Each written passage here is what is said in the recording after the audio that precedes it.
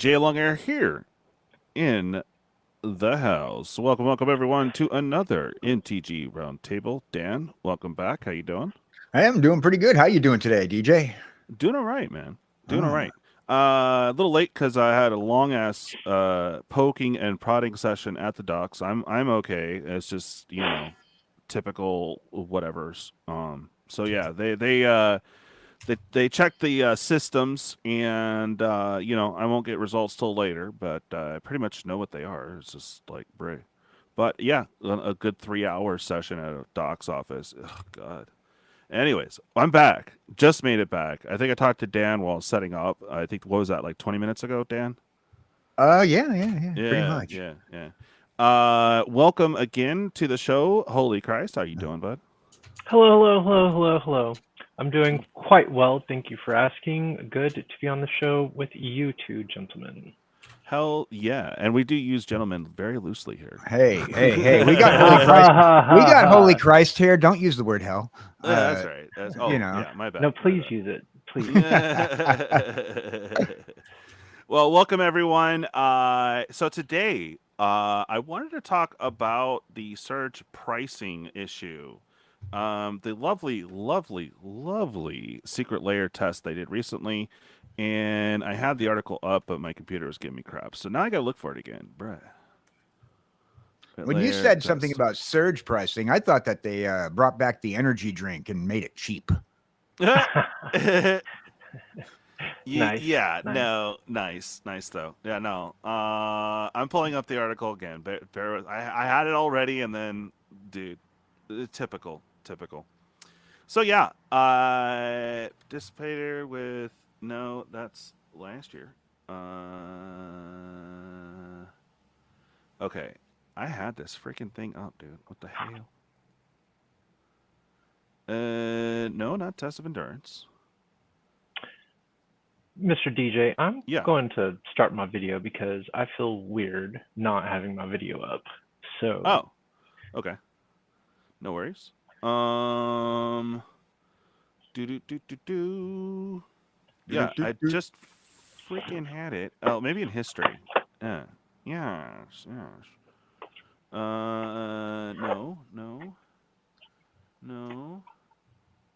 There we go. God. See, Okay, it took me a minute, bro. What we have here is we have me, the cartoon character, DJ, the messy Magic the Gathering desk, and we have Holy Christ with the clean Magic the Gathering mat. Looking immaculate. Oh my God. I'm about to dirty it up, so you'll have that's to, fair. Yeah, That's fair. Yeah. Okay. Yeah, I'm gonna put some things out here to kind of make my while I go ahead and mess with a magic deck while we're chatting. Yeah, not a problem. All right, so I do apologize for the ads, guys, but I just wanted to pull up something quick, and you can see it's very spammy. From our peeps over, or good peeps over at Draftism. Okay, so they reveal an unbelievable new secret layer strategy for Lorwyn Eclipsed. So what this is just some, I don't know, leftover art maybe, or some slush art that they have not been able to use. So now they're using it here in Secret Lair, which is fine. That's kind of like Secret Lairs should be about different skins and fancy stuff. Us Commander players are very eclectic, so it makes sense why so many dang reprints of these cards. But Secret Lair is kind of where you expect to do that, at least for me. Like, if I wanted some cool demon skin, and be like, oh, hey, here it is, official product from WotC on Secret Lair. There you go, right? So I'm just putting that as an example. But here we go. The Experiment just dropped a new secret layer under the Chaos Vault label, and this time the chaotic twist isn't unique art style or bonus cards or famous artist. Well, it is depicting the artist's name. It's pricing. That's right. So coming from the official article, basically the only difference listings price and higher priced options do not include anything extra. It is literally in their article that they're just trying it out because. So they like try new approaches to how secret layer drop is offered. Anytime, a lot more of the same drop, a lot of different prices. Right, the only difference between listings is the price, and higher priced options do not include anything extra. The cards in question, of course, it's telling the artist, but we have Nature's Lore, Wood Elves, Sky Shroud Claim, and Nature's Lore. So, I love the squirrel on that. That's dope. The art, the poster art is kind of, I don't know. It's cool, but like Dryad Arbor, all I could see is land arbor or land creature forest dryad. Like doesn't have text. Sky Scout Stream's a little confusing. The text is there, but it's weird. Whoa. Okay, look at Sky Shroud Claim, and that weird white little wannabe Walmart logo thing is in a very strange, peculiar spot. Dan, Hey, you know what? I guess it's supposed to be a lily pad, or is it censored? I don't know what. All right, I'm digging Yeah. on these cards. The look of them. Yeah. First of all, for those people who are stoners, Hey, Pat, what's we up, like man? we like Druid Arbor. It looks like a good card to have on your wall if you had a giant version of that thing and black light just whoosh, right there. I'm pretty sure that would pop out nicely. Wood Elves kind of makes me want to grab the Ouija board, and we definitely like what's that? Skybound. Sky Shroud. The Sky Shroud Claim. Yeah. Sky Shroud Claim. We like that 1950s style Peter Pan art. I'm digging on it. I'm digging on so far all three of these cards that they're showing me. Yeah. And Pat, those cards are not meant to be played. They're meant to be collected. I hear that. So the art's okay, right? It's Secret Lair. I love it. Whatever. Yeah, I love the art. I have no issue with the art. I'm a big Secret Lair fan. I have been. Now, don't get me wrong. I have my grease with it, but I have my things that I don't like about Magic. Period. So does everybody else. I love the art. I have no issue with the art. Yeah. Now we want to get on to the surge pricing thing. Yes, I have some extra words, but I think these are great. Sky Shroud Claim is not my favorite. I love Wood Elves. I do like the Ouija reference. It reminds me of a cigar box top or something like that. Oh, it does. It's very classic. I think it's great. Top. Now, I'm not trying to direct anything, but man, my curiosity's out the roof. I don't think I've seen the Nature's Lore. I kind of passed over this Secret Lair because of the pricing thing. So here's the art. I'm sure there's a secret card or whatever. Okay, fine. But again, nothing extra. And their experiment, right? And you know what? We failed miserably. So if you go by current market prices, it's $5 to $6 worth of near mint cards. Whether these cards are with new art or worth the price is a tough question to answer. All above because the usual one non-foil price, one foil price, right? Posted at 5 tiers for non-foil and 5 tiers for foil with identical contents across all of them. Here you go. So $10 for non-foil, which to me that's very reasonable. $20 for foil, okay, whatever. Now it jumps up to $20 for no reason, okay, and $30, okay. Now the Secret Lair price they always push or have been pushing. They're trying to get into this 34, 44, and of course 40 and 50. They're saving that 40 and 50 for mainly non-IP stuff, but we're talking they do some fancy search foil or whatever, and they want to charge 60 for the foil instead of 50. But anyways, no fancy foiling. Cool art, sure. But basically, you could pay whatever you want. Okay, I prefer to pay the $9.99 and $19.99. This is where search prices come in. Guess what? The $9.99 and the $19.99 will close out first. And then it goes up to the $19.99, $29.99, and so on and so forth. So it's just going to grow on you. So we ran out of them for $10. This is very anti-consumer. Yes, go ahead. So you're telling me if I were the first person in line, And you managed to get past their thing, yes. Wizards of the Coast / Hasbro did me a solid, a favor, by offering me different prices to pay for the same secret layer. Wait a minute. You mean they gave me... Spin it positive. Let's go. Yeah. So say I'm somebody who, I don't know, in this day's economy, living the lime life, and I'm just like, oh, new secret layer drop, who this? I want to get the most premium version, so I'm going to go with the foils. And I see these different prices. Oh, yeah. You know I'm still going to pick the $19.99. Come on, what the hell is this? Who's going to pay more? Who? We failed. Why? We failed. You know why? Because there was limited quantities at that $19.99 price. Apparently, because yes, in Europe, Pleasant Kenobi covered this briefly, or not briefly. He had a video on it, and he says it's still kind of selling out, but you could guess what prices are left: the $34.99, $44.99, $39.99, and the $49.99. So it sold out here immediately, at all prices. Timmy, or the other topic came up too. Is this them just teasing the bots? Because the bots will go in and buy and sell out because these people hope to resell, obviously, right? So is this just a bot trap? I think it is I think that this is the same thing that we've seen with the push of mass releases. I think it's a corporate money grab.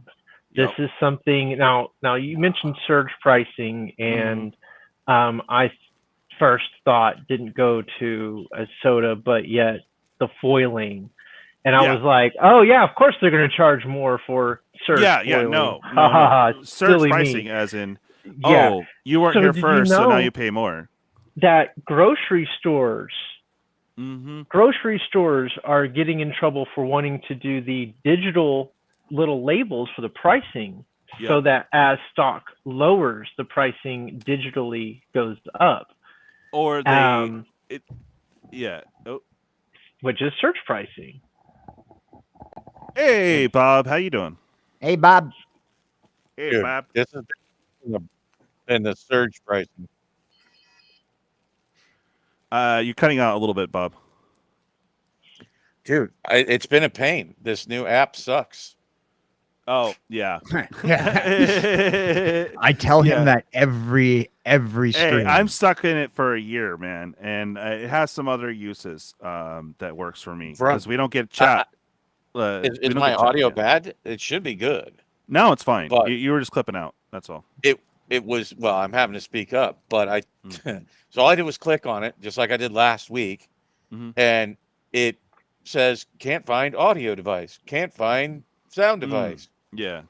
It does that to me every single time I go into Streamlabs. And it's not even showing my avatar. But yes, sorry, just saying, hey, Bob, carry on. Holy.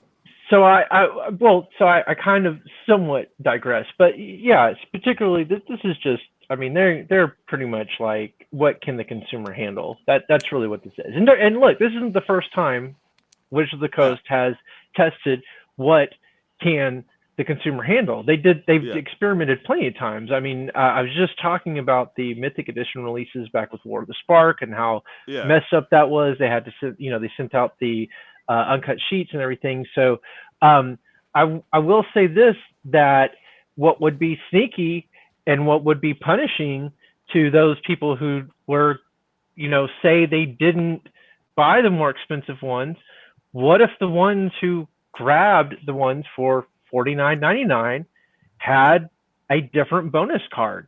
So say, hey, you get the $19.99, it comes with a basic foil planes. The $29.99 comes with, I don't know, Brainstorm, something like that. It goes up, and by the time you get to the $49.99, you've got I don't know, a damn One Ring in the box or a Smothering Tide of some sort with some unique art. They were clear though. They said there won't be anything different for paying the higher price. So well, then, boo. That sounds like a scam to me. Then. If it's not going to be anything different for paying the higher price, sounds like a scam. Now, just saying. No, it's not. It's not a scam. It's exactly what they said, and you as a consumer should say no. And we failed. It's sold I out. didn't fail. I didn't fail. No, don't say we. I'm saying okay, Don't say fine. we. I'm saying we as a general term, but yes, I take I'm saying no ownership the Timmy's of failed. idiots out there. Timmy's failed. Look, Timmy's are going to Timmy. This is a viable option now for WotC, is what I'm saying, because I honestly, it was successful. So here, it is. This is a nothing burger, dude. This is a giant nothing burger. If anything, it's a cheap way to get more publicity to put their product on the lips of people. Like it's nothing. It's truly nothing. I don't think so, Bob. But okay, dude. Because they experiment with pricing constantly. Their product has not been the same price for anything for years. Right. Exactly. And they're constantly testing. Yeah. Correct. They're going to take advantage of what they can take advantage of, and considering that, I mean, I've tried finding more backlash. I'm surprised there hasn't been more backlash on what I'm seeing, which worries me that they're going to continue this type. That's of, why I brought it up. It's a nothing burger. Yes, but also it's not taking advantage though.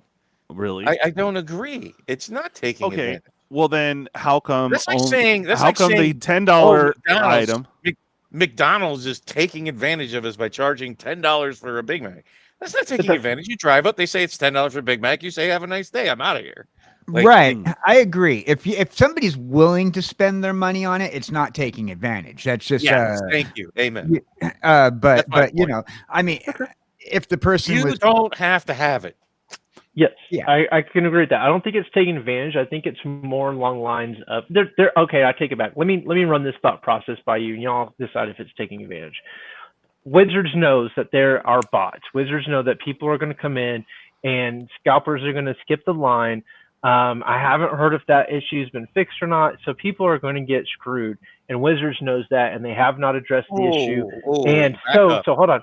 Let him finish. Let him finish. No, I need to stop right there because I need to clarify his point. He is stating people are getting screwed. Explain, please. Okay. When you go in a secret layer drops, any secret layer drop, there are ways to skip the line. Even if they limit the quantity, you're still going to sell to scalpers, which automatically means that people are going to miss out, and it's going to be on the secondary market. Now, I'm talking this out because I'm conversating. I feel like the taking advantage part comes in when Wizards and Hasbro knows that there are scalpers, that there are bots, and that there are bugs in their system where people can skip the line and get the product before people who have patiently waited. Okay, then I'm going to stop you right there. The people that you're talking about that might potentially be getting screwed are people that are nefariously trying to take advantage of the website in the first place. Yeah, that's not what I said. I'm saying I know it's not what you said. I'm asking is that as a normal person trying to order the product, Bob. Who's getting their thought process? His thought process in this. This is not saying general or everyone. This is the thought process. Let him finish, please. Sure. So, going into the system and knowing that it can be cheated, and Wizards knowing that, and Hasbro knowing that, and doing the price tier like this, they know that people are going to skip the line and get the $19.99 and the $9.99 product before those who are not, those who just want the product to want it, to collect it, to use it, to play it, to whatever. They're the non-scalpers. So with Wizards knowing that scalpers are going to get the lower prices first, pushing the non-scalpers into the next priced tier, I feel like there is a conversation for taking advantage of. However, with that said, we as consumers do not have to feed into it. But that does not take away from the ownership of Wizards and Hasbro of putting this up in the first place and if you didn't know about the bugs of being able to skip the line and scalpers being able to get the product first, and that's where we got the Final Fantasy bugs and all the other bugs prior before that, and that's why certain secret layers sell out faster than others while people still have it in line in their queue, but it's not there. Wizards knows about this and hasn't fixed this. Doesn't that lie responsibly with them to fix that and not allow the bugs and stuff? First I think that's a little bit taken advantage of. You haven't been able to skip the line for a while now. Several months. Okay. That bug was fixed a long time ago. Okay. I guess they haven't put out a layer that is warrants being closed out immediately, right? Like, I've tried for about the last 6 of them. Okay. That's good. I even did a video on it, and I think they actually did something to bounce the botters, the ones that are like logged in. I won't say actively, but at least in preparation. Like there's no way to get to the link prior to, and I think what that's doing is, like I was on at about 11:15 trying to do the line skip thing, just seeing if that's open again. I try every time, like a moron, wind up doll, trying to take advantage of it, but I couldn't get in, no matter what I tried. Old links, I saved historical links, all that kind of thing. I tried with 4 different browsers, 3 different accounts, blah blah blah. Couldn't do it. But I had never seen that preparation page of, oh, we're in maintenance preparing to go to the launch of the secret layer. I'm like, okay, that's the first time I've seen that. I've heard that that's not new. It's the first time I've seen that page. However, it's not truly their responsibility to stop the botters. They do reasonably what they can, which is limiting the quantities. Now, should they be doing like, should they be doing scrapes in their database to see if, it's going to the same address, blah, blah, blah. But when you have post office boxes, that's a very difficult thing to try to track. Correct. However, ultimately, the responsibility for your purchases is on you. And you FOMOing, that's not on them at all. This whole nonsense with the ridiculous pricing is a joke and not well received. And it's, it's almost as bad as the look of, hey, what was that? What was that questionnaire they sent out?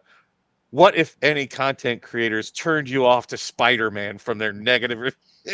Oh God, that was hilarious. Terrible. Right. I'm not Twisting defending the narrative, right? But they can only control to so his much. credit, Bob, just on that real quick, to his credit, Seth reported himself. I was like, that's cool, because he showed the whole process. He typed in everything, and it's great. It's a bad look to make that. It is a bad look. Oh yeah, it's a very bad look. The joke, I get the joke. I get it's a joke, but it's not really, because there is such a thing as surge pricing, and that's exactly like he said, or look, as it's about Holy as good said. of a look. It's about as good of a look for that whole, hey, which one of them turned you off, as like a hooker at a brothel in Germany standing out yelling at the line, hey, which one of you gave me AIDS? It's like, okay, that's not a good look for you, lady. Not a great question to ask your audience. It's kind of the same thing.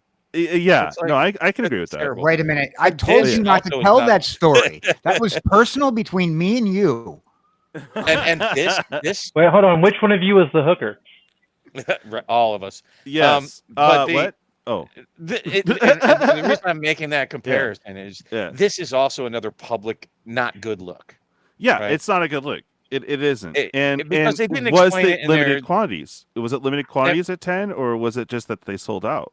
Oh, no, and it would be the first limited quantities. If you remember, and it's the same garbage thing that they did with lands that were $1. Isn't that the secret that they did with this chaos bullshit?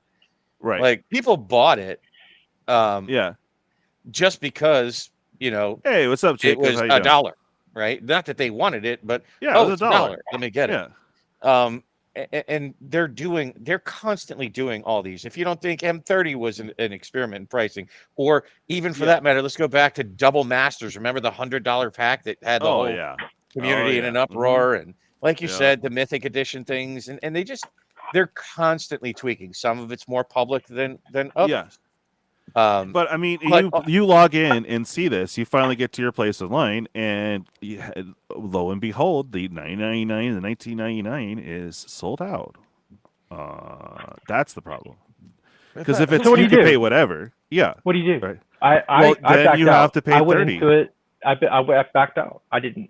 Okay, there you backed go. out. You were It responsible, disgusted right? me. Once Mhm. I saw What it, we- once I saw Yeah. the tier pricing and understood what was going on, that Yeah. was the most disgusting thing I've seen them ever Exactly. do. There was, As a joke, or the pay what you want. That's what it should have been. You could pay hold what on. you want between 10 and $40. Hold on, you're Yeah. assuming that there were equal quantities of all the different price ranges. So what if there was, just for legal reasons, they had to have one box or one secret lair for $9.99, Exactly. two at $19.99, Right. three at $29.99, Right. and so on until you get to the But even that $39.99. practice and shady AF. Yeah. There's 1,000 of them. We don't know what Yeah. they're doing, and this goes Exactly. back to a bigger, real issue, which is Yeah. the lack of transparency. Exactly. That is Yeah. and has been a problem with WotC for a long time. I think that'll be probably even a bigger problem, considering who owns WotC. I mean, with it being a Hasbro company, you're not going to see much transparency. I mean, how often do you see okay, Right. so we're going to make so many, I mean, how often does the toy company say, hey, we're going to make so many of this, I'm going to use, for example, G.I. Joe, Yeah, but that's stated. It's stated. Hey, there's but they 2,000 don't of state these. that. Typically, they don't state Yeah, that. they with don't say Magic. that. Right. Magic has been a problem child for transparency. They used to actually give print run numbers. They used to be transparent up until revised. Like, I think that's the last set that they gave. Was it No. revised? I thought it was after revised. I could be wrong. I could be wrong. It I could would have also been, but say it wasn't but, far after that. Yeah, It was, but they did it because they overprinted what was the one set they overprinted the hell out of, and they thought that was the end of the company. No. Well, it wasn't that they overprinted it. It was Chronicles when it came out, right? And that was another the big- discrepancy. Yeah. But well, they overprinted Fallen Empires was their first There you go. big overprint. Yeah, there you go. There you go. Fallen Empires. That was But beyond that, that was when they were still just Magic. I don't think they were WotC at that point. 2007 was when Hasbro came along. If I'm mistaken, I believe it was 2007. Maybe it was 2003. They were always under WotC. I thought it was just Magic Together, and then they were purchased by WotC. I'd have to go back and look at the actual history. It doesn't really matter. What I'm saying is it's long before the regime that's there now that they have not had transparency, and they need more. And that's partially what's going to get them in trouble with this lawsuit, if anything happens. Is the fact I knew we were going to go into that.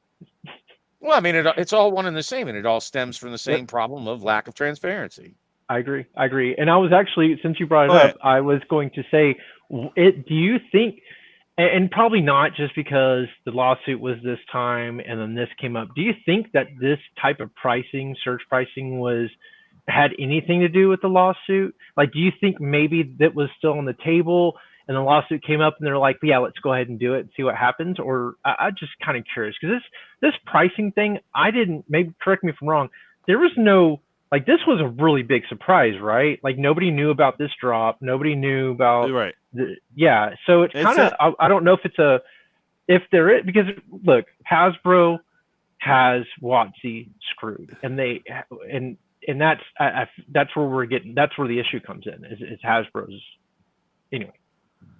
But look at this. Hasbro's a toy company who makes its money on continuous sales of a product. Now, when it comes down to a collectible as opposed to the average gameplay toy, I would assume that a company that's whole purpose of continuously selling a toy, that's all they would know, is the continuous sale of it. So overprinting or whatever, they're not printing for a collector. Now, when they do have a collectible come out, I think it would be nice for any company selling a collectible to be very transparent on said collectible. Say, we're only going to run this amount of things, because you get these serialized collectibles, or at least you used to, and they would go, okay, we're only doing 20,000 of this particular thing. Yeah, but they don't state that. Real quick, guys, I want to get out of this ad-ridden hellhole here. So this is their actual like thing. Is this time we're doing both at once. We're naming the artist, right, and then woodblock inspired story take to Lorwyn's. Okay. And while we're busy doing that, we're busy asking what happens when pricing doesn't behave the way it usually does. See, and you notice this drops available at multiple price points. It's very much a purpose and very much a part of what we're exploring here. Call it professional curiosity. Like it's just yeah, it's a joke, but it doesn't really seem it just I don't know, man. Anyways, so for $6 in cards, you could pay between $10 and 50. And it does say here, the 9.99 is available while supplies last. So those are limited, obviously, and limited to one per customer. So at least you can't buy 10 of them, right? So if you happen to be able to buy it at 9.99, so they already are eliminating that, right? And then you can still, yeah. There's a problem here. Let's talk about the wording. Here's the problem. Yeah. They're $9.99 till they sell out, Mm-hmm. but yet they have more to sell at $19.99. What's the supply? The supply is still there. Exactly. So it's not about. So they lied. It's automatically false claim. They're saying that it's $9.99 while supplies last.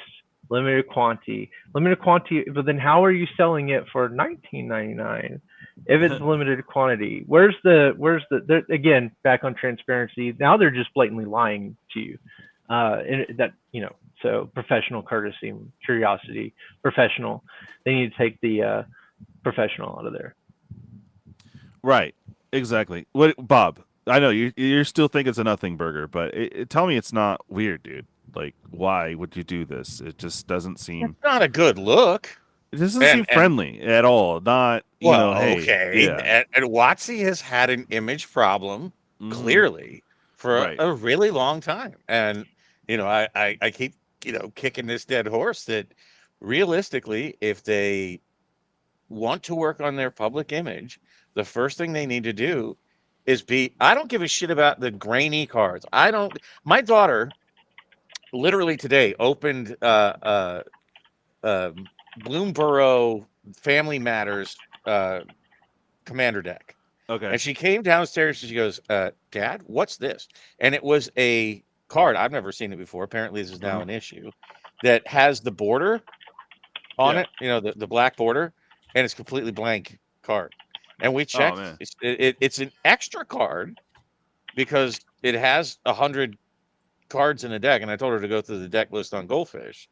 Yeah. And so they have quality control problems. I think we could all sit here and spend the next hour with quality control issues alone. Oh, yeah. They have pricing issues beyond this silly little game that they're playing. They have supply chain issues. They have, if you want to call it quality, with turtle cards in a freaking in a pre-release kit, and then their solution is, hey, store, eat the loss, open your other pre-release kits and just give them the promo card out of there. That, oh, by the way, they removed the promo card stamp, so unless you leave it in that plastic wrapper, how are people going to know that it's even a promo card anymore? Like, the pre-release stamps, they got rid of them for this, and everybody's like, what? Like, that just seems ultra cheap. I'll be honest with you, I like Lorwyn. I've been beating the drum that Lorwyn's a great set.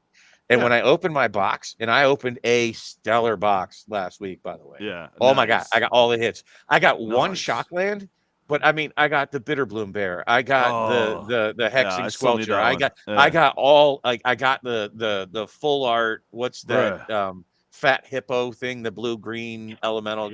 Oh, anyways, money. My ex-wife. Like, yeah.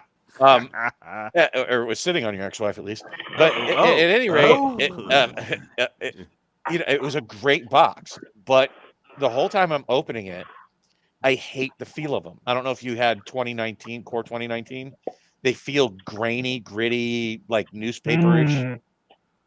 I absolutely hate that texture. And not only that, some of the cards, and I don't know how to explain it, they're not tacos like the like foils with the curl, but these are non-foil, but they're not flat. they do like this weird popping thing. Yeah, that if the you, little yeah, I know exactly it's what like a you're little talking about. warped or some Yeah, they're shit. warped, like So they were the foils. Like, yeah. that's, anyways, not a complaint really that I'd like them to fix. No, wait, hold on, Bob. Transparency is what they need to fix. Far north. Not the blank filler card. Not that one. No. We're talking about just the actual quality of the cards. Yeah. So No, he's talking yeah. about the blank one. But of all the things that they have going wrong with their pricing, and I'm talking about pricing in general, way too many sets released, way too many versions, screwing over collectors, which of anybody over the last 6 years, it's really the collectors that have taken it in the shorts. With not controlling bots, to misrepresenting things that they're talking about in public, to getting sued by their stockholders. The thing that they need to correct the absolute most to get the ship headed in the right direction, if you boil it down, is transparency. You can work through everything else if people trust you. Like, so long as the people trust you, they'll stick with you. If they don't trust you, be straight open. How many runs you're doing? How many cards are in the run? How many of them you're putting out as limiteds? How many of them are serialized, and so forth? I think all collector companies need to start doing a better job at this. We're seeing in the comic book industry even that they're not telling you what they're putting out there. They're just either overprinting or way underprinting. And let's just put it this way. Say, for example, they do have these runs and the bots are going right after them. I don't think that they really care as long as they make the sale, to be honest with you. Oh no, I mean I hear that. That's kind of actually where I wanted to go with that, is that things are not going to change at all because they don't care and because they're not worried. I mean, look, the shoe industry, hate to bring another industry, but they have the bot problem. The bot problem is horrendous in the shoe industry. They've never tried once to even acknowledge it, let alone want to fix it. And Hasbro, because I'm going to put this all on Hasbro. I'm not going to claim WotC because WotC aren't the ones controlling this aspect of it. The quality control, absolutely, especially that. But yeah, they're going to make their money regardless. I mean, sure, not everybody ate up the 30th anniversary edition, but everybody ate up Final Fantasy and became the biggest selling set. And they didn't do so great on Spider-Man, but guess what? Everybody bought it. Now stores are stuck with it. So I will say this. I do have to say one positive thing since we are on quality control, and I want to bring one positive thing in here. I do think that WotC hears the complaints. Their control over it is very limited. But I do think that when the printing of foiling has come out, that they have taken steps with like certain foilings. As far as the foiling is not curling as much, I think there was a response on that. I do think there's certain things that they have listened to in the community and have addressed, but I do believe their power is limited as a subset of Hasbro itself. And so I think as a core, if WotC didn't have such a stakeholder pushing them in a certain way, I think we would be in a lot better shape. I will say this, as far as them knowing about these quality controls and about knowing the secondhand market itself, I was trying to show a KrypTicNerve I found, and it's a common, and that card's probably worth a couple of pennies in the secondary market. However, that KrypTicNerve makes it worth a few bucks. Now, I don't know about you, but that's kind of exciting to somebody who is a collector. I will also say this. I've seen some pretty unique quality control mess ups. One would be the Pokemon Energy print on Magic cards because they didn't clean the printing machine good enough, and it printed out the ink put on a commander deck. And so a whole 100 card pre-con from Lauren has the energy. Yeah, it's amazing. It's pretty cool. Like, that's awesome. But the curling of the foils should never happen. The graininess of the card should never happen. The quality control needs to be addressed better. Absolutely, because we shouldn't have the crimps in the first place. We shouldn't have missing holographs. I hate these kind of borders anyway. And it is about, let's produce it as fast as quantity as we can and just shove it out because it's not costing them anything in the grand scheme. They're printing money, and you know what? The quality is the last thing they care about. Well, I don't know. I disagree. I see that the trading card industry has improved a lot with quality. The cardboard is better. How they're doing the print. I mean, look at how things used to be back in the day, back in the 90s when we used to buy our baseball cards and whatnot. I mean, it was like. It was cereal box cardboard. Now the cardboard is much better. Instead of having the straight corners, now you have rounded edges, so that way you're less likely to get dinged corners. They're trying hard to improve foils on a lot of these different trading card sets, and you're not getting as many of these sets that are coming out with tacoed foils. I agree on that. I agree on the foiling on that. They I are agree on that because absolutely doing better that was on one their thing quality. that when they mass produced those foilings, it was right at COVID, and you saw people outraged, especially when it came to the jeweled lotuses and before the ban, by the way. And people were like, "My jeweled lotus is worth nothing; it's damaged." And you could go on to TCG Player, and you could not find a near mint foil jeweled lotus because nobody could claim it as near mint because of the taco. So yeah, the foiling, I'm glad that they've somewhat resolved. Bob, I'm sorry, this conversation brought me into a different place. Your jeweled lotus isn't worth anything, but the taco's worth more. Sounds like my sex life. Oh boy. Sorry. All right. Bob, no, just remembering the first no, it also in okay, so there was the first collector box, which was Throne of Eldraine. Those were bad. And then we got the Commander or Legend. What was that one, Bob? Oh, man, You're killing me. What was what? It okay. went Throne of Eldraine, and then you had Theros Beyond Death, and then you had Ikoria, and then the premium set, right? Commander Legends. No, yeah. Sorry. Okay. I mean, before that, you had Double Master. So I'm trying to follow where you're going, but I need full sentences, my brother. Yeah, I'm sorry. I'm glad that you're starting to be able to translate me slightly better. No. What I'm talking about is the Commander Legends. Yeah, that's right. Just the name wasn't making sense to me. I don't know why. Those collectors. Oh my god! Like, you would get your collector box, and it's literally bulging out and super airtight. You remember that? Yeah, I mean, I have 3 of them in the basement, sealed, but yeah. Oh my god!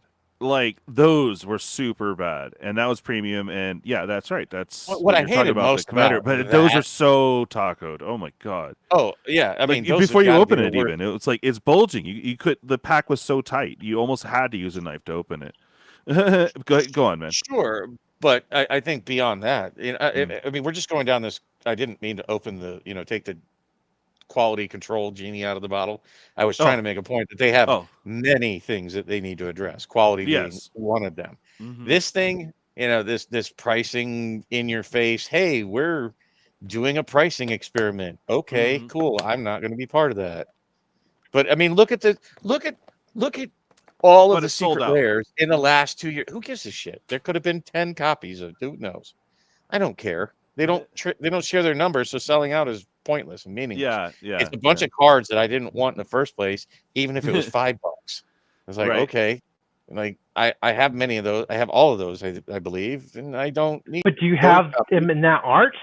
No. Yeah, in that particular art. Like, they have completely destroyed for me, and I've been in it since 1994. They have completely destroyed the collectability aspect of it.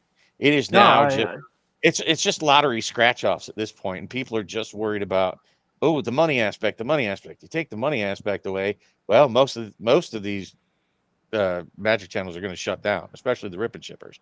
Nobody would pay attention to this game if it wasn't for the money, and people are buying it to say, did I get a big dollar hit? Did I get a big dollar hit? You know, back in the day when I first started, you really did care. I got this card. I kind of don't care what the financial value is, because even like when you opened Urza Saga, even back in the day, yeah, Gaia's Cradle was one of the most expensive in the set that you would get. But honestly, what was even more expensive was Time Spiral out of that. And you know, there were just cards were just not that expensive. They weren't. Look, dual lands back then were like $20. You could get a Black Lotus for like $50. And this is, you know, all the way up to like 1997, 1998. And the game just wasn't as money centric. It wasn't as focused on the money aspect of it. Yeah. You know, and slabbing cards, you've been like, why? I can't play with a slabbed card. That's a ridiculous concept. They didn't even have sleeves. They like literally you didn't even have sleeves when I first started playing. That's why you see almost all the alphas and betas and revised, they're all beat to hell. I don't remember seeing sleeves. And the Yeah, first I don't ones think I I remember started like sleeving my trading cards until like 1997, you know? I mean, so like and that's about when I remember sleeves first coming out. And when you collected, wait, hold on. When you collected back then, if you wanted to keep it good, you just had it in the top loader, old school, put it in a 3-ring binder. 3-ring binder, yeah. Yeah. Oh and my that's God. where you put your trading cards at. Like I collected little Batman and other stuff, and then you know Magic came out. It was different. It was a game too. It was like, oh, that's interesting. But I never. That was so that way you can bring it to school and go and show your friends. Here, this is look at the cards I got last week. And it was more for organization than for card quality because there just wasn't a market like it is now. And people, you know, anyways. I mean, people. But I mean, if you were collecting it, you would just put it in that. You wouldn't. There was no inner sleeve or sleeves. Sure. Like, yeah, there were sleeves, but everyone just put, oh, that's a value one. I'm going to put it in, or that's a cool one. I'll just put it in a penny sleeve. You know, it's like that was it. Yeah, I that wasn't a like. I don't. It wasn't a thing. Yeah. Remember things really being sleeved much back then at all. It was just like if it would be in the binder. Was, you know, we're not going to have $1,000 cards or $10,000 cards. That just would have just seemed farcical. But, and I'm not saying we should go back to. Write that one down, Dan. Farcical. But we've taken the hobby from a collectible card game to really a lottery style, you know, scratch off type win because I opened the $1,000 card out of a pack hype stream that's been going on for years, and we're just as guilty. I hate the fact that they've kind of just appealed to that. Like they've changed the print run. They've changed what they're doing. That's why they have 7 sets a year, and it's like, you know, they've gotten away from the core of what got the game to where it is. Gabriel. Yeah. So I will say this. I will say this. It's not that I disagree with you. It's that I have to add to the fact that there's a different. It's not all about the lottery ticket. It's really not. And now there's a lot of it in there now, and there is a lot of the we're opening packs just to open packs. We're not, you know, worried about what we pull. We just want that. And you know, you have the whatnot streams and the live streams. But here's the thing. We're playing Magic. I mean, I'm literally building on my decks right now. Now, do I want to pull the better Hexing Sculpture? And if I had the money to buy more collector boxes, would I try to open it? Hell yeah. But I'm also looking for one that I can play. And I think that separates Magic from the other TCGs. And we have to give it to that. We also have to say, look, we have to admit that it's grown and we have so many new players. There's a lot of things that added to that was Universe Beyond, which a lot of people hated, but it pulled in a lot of people, and they do. It is a collector's game. It's been a collector's game since 1990 beginning, and it's great that it is because it does help the game grow, and it is one of those things where I think right now as far as the healthy TCG style games and what you see other games that have tried to do it where there wasn't a collectability piece have not succeeded. And it sucks that we're in this certain system of it and they're being greedy in certain ways, but it would not, there's a healthy side to it that we have to admit that is, we do get new players and it does keep playing. It is a playable game. It is a playable TCG, whereas you don't have people screaming to play Pokemon like you used to, or One Piece. Magic still is that playability. There's a lot of things wrong with it. I'm just pointing out some good things. It is Okay. kind of nice Okay. the fact that we are ripping packs to pop open cards that we can play, as well as, hey, it'd be great to get that serialized card at the same time, right? First off, you don't need to do that. All of us have a printer now. And even back in Okay. 1993, so all these people can Absolutely. suck it that say that they, proxy. Look, people have been proxying Magic since 1993. Yeah. You know, you just grab a Sharpie and a basic land. So if you want to just play, you got enough basic lands you could Sharpie the shit out of, and you don't really need to pop a pack to I play agree. whatever you want to play. Pro proxy, bro. So, Pro proxy. So what I'm saying is that's bullshit. That's not why the pricing is. That's not why the hype is. It's not why people want these cards. People want them because they want to get it. And honestly, it's a race now. That's why you see the price charts the way that they are. You get this massive spike, and then it's a giant roller coaster drop down to the bottom for these things in the next few months. People aren't collecting this shit. You explain to me what collecting a set means now. I've honestly seen a lot of people more pop up lately. Maybe it's just because of my exposure, who are trying to do complete sets, and they're trying to do complete. Define that. Hole fillers. They're called hole fillers. They have to fill up every hole in their collection. Hold on. What define a full set for me, please? Okay. So when I say a full set, it is not collecting one of each kind of card from that set. Now, I've seen some, but it's more of along lines of, hey, I'm going to collect every single one of the Foundation's certain prints. So I want all the borderless, or somebody went and got all the prints from the sets of Mom and one. But they wanted, like the full set of my one full set of Oral Flames, right? You're not defining what a full set is. That's what I'm saying today is people saying I'm collecting a full set of this of a set. I know where you're coming from. I understand it's you're not the thinking, whole set, oh, though. Yeah. I didn't say the whole set. Didn't say the whole set. It's a full set of, right? Like I want the full. It's not the same anymore. It's not. It's not going to go back either because it has blown up. It is a world phenomenon. It has been, but now it's exposed a lot more. We've flipped into this universe beyond. We're not going back, and I think a lot of it has a lot of greatness about it. I think it's awesome. I think there's a lot of good collectability, and we wouldn't be on this channel if it hadn't gotten to where it is right now. I disagree, but in some aspects, I wholeheartedly disagree. And what I'm saying and what I'm seeing as a change is that they have traded their core audience that has stuck with them through decades in favor of trying to get a flashier, much shorter term audience that's only here. And I'm telling you, I could say just from having a channel for the last 5 years that, you don't have people that are as dedicated, as into it, as long as they used to be. Now it's much shorter. The people are, I would even doubt, they came out with, what did they say? It was 28 months. And they spit that out. They spit that number out at like the fireside chat or around that time frame. The average and I'm going to tell you, it's even decreased since then. Oh, I'm not going to argue that. That's not what I'm not even arguing. What I'm saying is I'm not disagreeing with that at all. I think it's changed the landscape. I think it's changed a lot of things with a lot of different collectors just getting and selling out of the game completely. I've seen a lot of long-term people get out, and the long-term players are not there as it should be at all.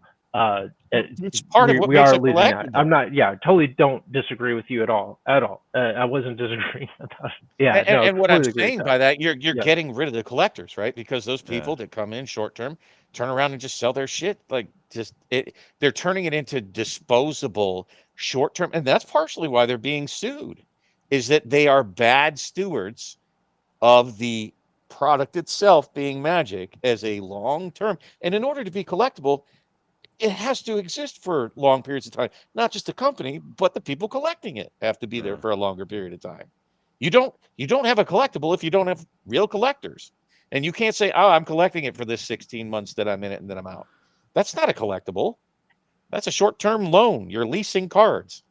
And it's turned from what would be a traditional collectible into, like I said, it's more of a rip the wrappers and see if you win, rather than actually taking time to curate, build sets. I completely understand what you're saying.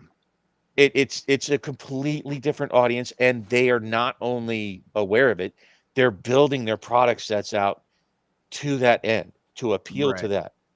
It's kind of like those gotcha games that pretty much you're gonna have your game and then, oh well, we got this right here and we're gonna sell it to you.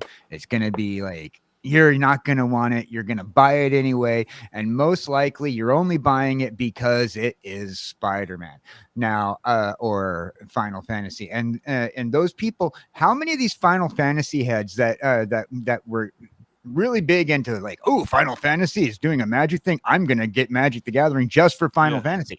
I mean, how many of them actually decided that they were going to continue and along and like play? Oh, I've gotten into that with my channel partners all the time. They seem to think that because Watsy said, I think it was Morrow made a post about that, they're retaining more than they expected. Of course, they're not retaining diddly squat. What the F does that mean? We only expected to retain one person, and hey, look, 1,000 stuck around after the millions bought. It's like, okay, right. They're like, not retaining diddly squat.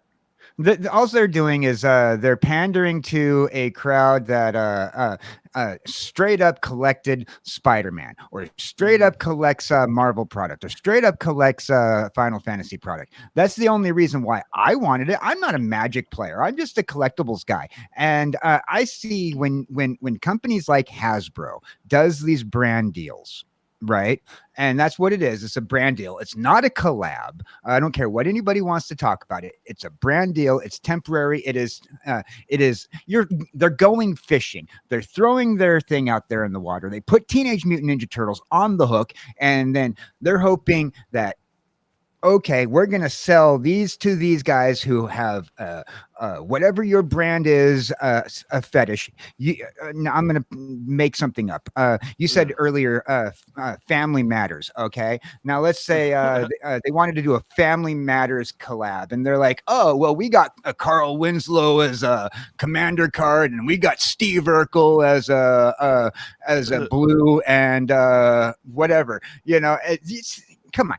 These people are not going to buy the Magic the Gathering product because it's Magic the Gathering. They're going out there because, oh, it's the nostalgia of Family Matters. Hey, you know what? I'm going to get a family of 6 and make a card game out of it temporarily, using an existing card game just to hook you in. And out of the 500 people who's going to buy it, one of you will stick. It's called fishing. Yeah, they always. I mean, what you're really getting at the core of is that they've switched from what I believe used to be sound fundamentals, and they paid attention to the pace of release. They paid attention to how they reprinted things, which they ripped the lid off that in about 2018, 2019, and they've switched to a much more gimmick based strength of their game. Right. Sorry, I didn't mean to go off on you. No, that's fine. Well, you didn't go off on me. Yeah, I mean on the world. but gimmicks, the nature of gimmicks and the problem with gimmicks is they're unsustainable. Yeah. Hey, Coach, what's up, my friend? Long time. Hey. This is only one way to avoid criticism: do nothing, say nothing, and be nothing. Aristotle. Hey. Well, but you can't also just bury your head in the sand when you see things that you feel are harmful. Right. And I personally feel that tactic, joke or not, is harmful. But I think ultimately you're right about that. If that's what you want me to admit to, is that no, I even doing it. No, I agree with you that it is. Yeah. You didn't ask that question. It's Do I think that pricing is, and for that very reason, you are 100% correct in my opinion. That is something, like, as much as I like M30 and I have it, I bought it, I got it, I don't bash it. I think it's a product that should never have existed. Buy a Manivolt. I'm sorry. Did somebody bring up Magic 30th anniversary? Yeah. Look at that. Hey, dude. Do we really have to go there? Because I'm down. Here's the thing. As much as I'm in support of it and always have been, this, DJ. Yeah. I think the price point was shit, but I think the product is great. But because of that, it should never have existed. It caused too much of a ripple and a rift in the community. It was a bad call. I agree. And I don't think this is anywhere on that scale, but it's another log to toss on the fire of a bad It's look. just exactly. It's not quite Pinkerton's level, but it's just like, No. okay, we're already complaining about the rising price, and yeah, we understand the IP price point, but like, oh, we're just gonna mess with prices, like, just cause, and like, they did say limited quantity of the $10, so you already have that. $10 thing will sell out, and again, it's the same product, so it's just, dude. Okay, supply and demand. Okay, whatever. I still don't care about that. It's just bad look, right? bad look. That's what I'm like. Ew. It's like, why would you do that? Especially now. It's just, it's a joke, but you're just digging the nail. You know how they could have made it a better look. Yeah. Hey. Explain exactly what they're trying to gauge. Exactly. That would be nice. It says, okay, again, and this goes back, Mr. Broken Record here. Yeah. Transparency. What are you doing? Exactly. Transparency. Yes. Exactly. Being partially transparent that they're doing it, probably for legal reasons that they had to state it. Right. They probably had to put it out there because their lawyers told them just so. The way it's but even then they written. didn't tell us why they're doing it.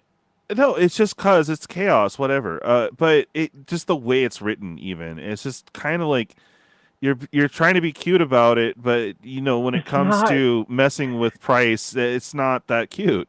It's not cute at all. It's really insulting. It's just ew. Like it's the ick. It's the ick. Yeah. You want the Bob take on the whole thing? I mean, I think people are blowing it way out of proportion. And I saw it and I just went, okay, that was it. That's as much of my time, except for the fact that I'm here tonight, that I wasn't even going to talk about it on our. I don't plan on talking about it. Yeah. I'm more concerned, like backing out 1,000 feet, and I've been trying to wrap my head around. And this has to do with secret, and actually, it's that secret layer that it really got me thinking about it. This Dungeons and Dragons one, because I looked and like the most expensive card out of all of the drops is like $25, and that's the dragon, the ancient copper dragon. Yeah. Or I like this one. I want this one will probably sell out first. Oh, okay, but yeah. My point is, none of them are really fantastic. Like this is the best one of them. But my point was, like, if you go through like black market, that was the only reason it has any value is because it was kind of a rarer print. It didn't have a lot of printings. It was first printed in Mercadian Mass. But it's been Beseech the Queen is another one, but it's only like a $3 card. Right. I think there was one printing, and it's just here. Let's go through them real quick, and I'll point out the ones that I looked at. Bronze Dragon. So the ancient Bronze Dragon was the big card out of this entire list, and that's because it only had one printing. And then keep going down. Like most of these are basically. Four, I'm not counting list in that. No. Secret layer. Couple secret layers. This is like the. I'm not. I'm talking about an actual printing in a set. Oh, got it. Yeah, only one. Yeah. Like realize that even secret layers don't have quantities that they print in like a normal set. Right. There was literally like nothing but personal tutor here, which was originally a portal card that cool. And I thought it was worth way more than it is. It's not worth shit. Brainstorm, how many different brainstorms are we going to get? No kidding. Like, go to the next one. Like, so if personal tutor ever had any value, it's gone now. Displacer Kitten, that's another big one that had only the printing. I'm not talking about the list or special guest or secret layers. No, Mystery Booster 2. Booster 2. Well, no, but they have special versions. Still worth the money. That's not Mystery Booster 2. But because of Mystery Booster 2, to say that it had a printing in Mystery Booster 2 is disingenuous because it's an 1,800 card set, so it didn't have a serious reprinting. So that's the only reason it had any value. But printing it here will certainly drop the value. Keep going down. I went through each of these, and they're all like that. Everyone cool. that they but that's like it's a $4 to $5 card out of again. Like they really targeted Baldur's Gate out of this one. But if you keep going down, that Tortured Existence is pretty sick though. I will give it if you like the art, and we're gonna get there in a second because I'm actually gonna spoil what my whole take was for Grim Hireling. That was the one out of this one that was like, ooh, that's another scarcity 10 to 15. Yeah, it won't be after this. And if that prospect art wise is cool though. Okay, and we'll get there in a second. Yeah. Like, and if you keep going down, and I don't mean to like. No, you're fine. And then this one again, you know, the Dragonborn Dragons. Champion, that was out of the AFR commander deck, Yep. if I'm Correct. not mistaken. Yeah. Yep. It only had that art in the extendo. And the Clouth was another one that was like, oh, another. Yeah. And all these have that same sort of like the draw for these Yeah. drops are scarcity prints. The problem you have with scarcity prints maintaining value is that when you reprint them, they really can't handle like overprinting. They're only that desirable because they're scarce. And I'm concerned, like, and we talked about it, but my channel partner surprisingly finally said he switched his stance. Oh, and this one was the one that came out of the horror set. The Bloodletter of Aquazats. Yeah. Yeah. That's it. Yep. Bloodletter's the big one on that one. Yeah, and again, you know, it's kind of new, but it's a scarcity print. Anyways, so the point was, that was Ixalan, right? Anyways, doesn't matter. No. He said the only ones he was interested in were it was the Ixalan. Yep, no, it was Lost Caverns of Bloodletter, Ixalan. yes. The Bloodletter, yes. Yeah, Bloodletter, yes. And okay. Starfon was and the they said commander, he's only so. really only interested in the basic lands, which I'm not paying that price for basic lands. They need to really. They are gorgeous. Okay, they need to make 10 and of the bordering on them is pretty tight. I love the little slim borders. It reminds me of the Instinction basic lands, which I was a fan of. The with the full etching around the edges.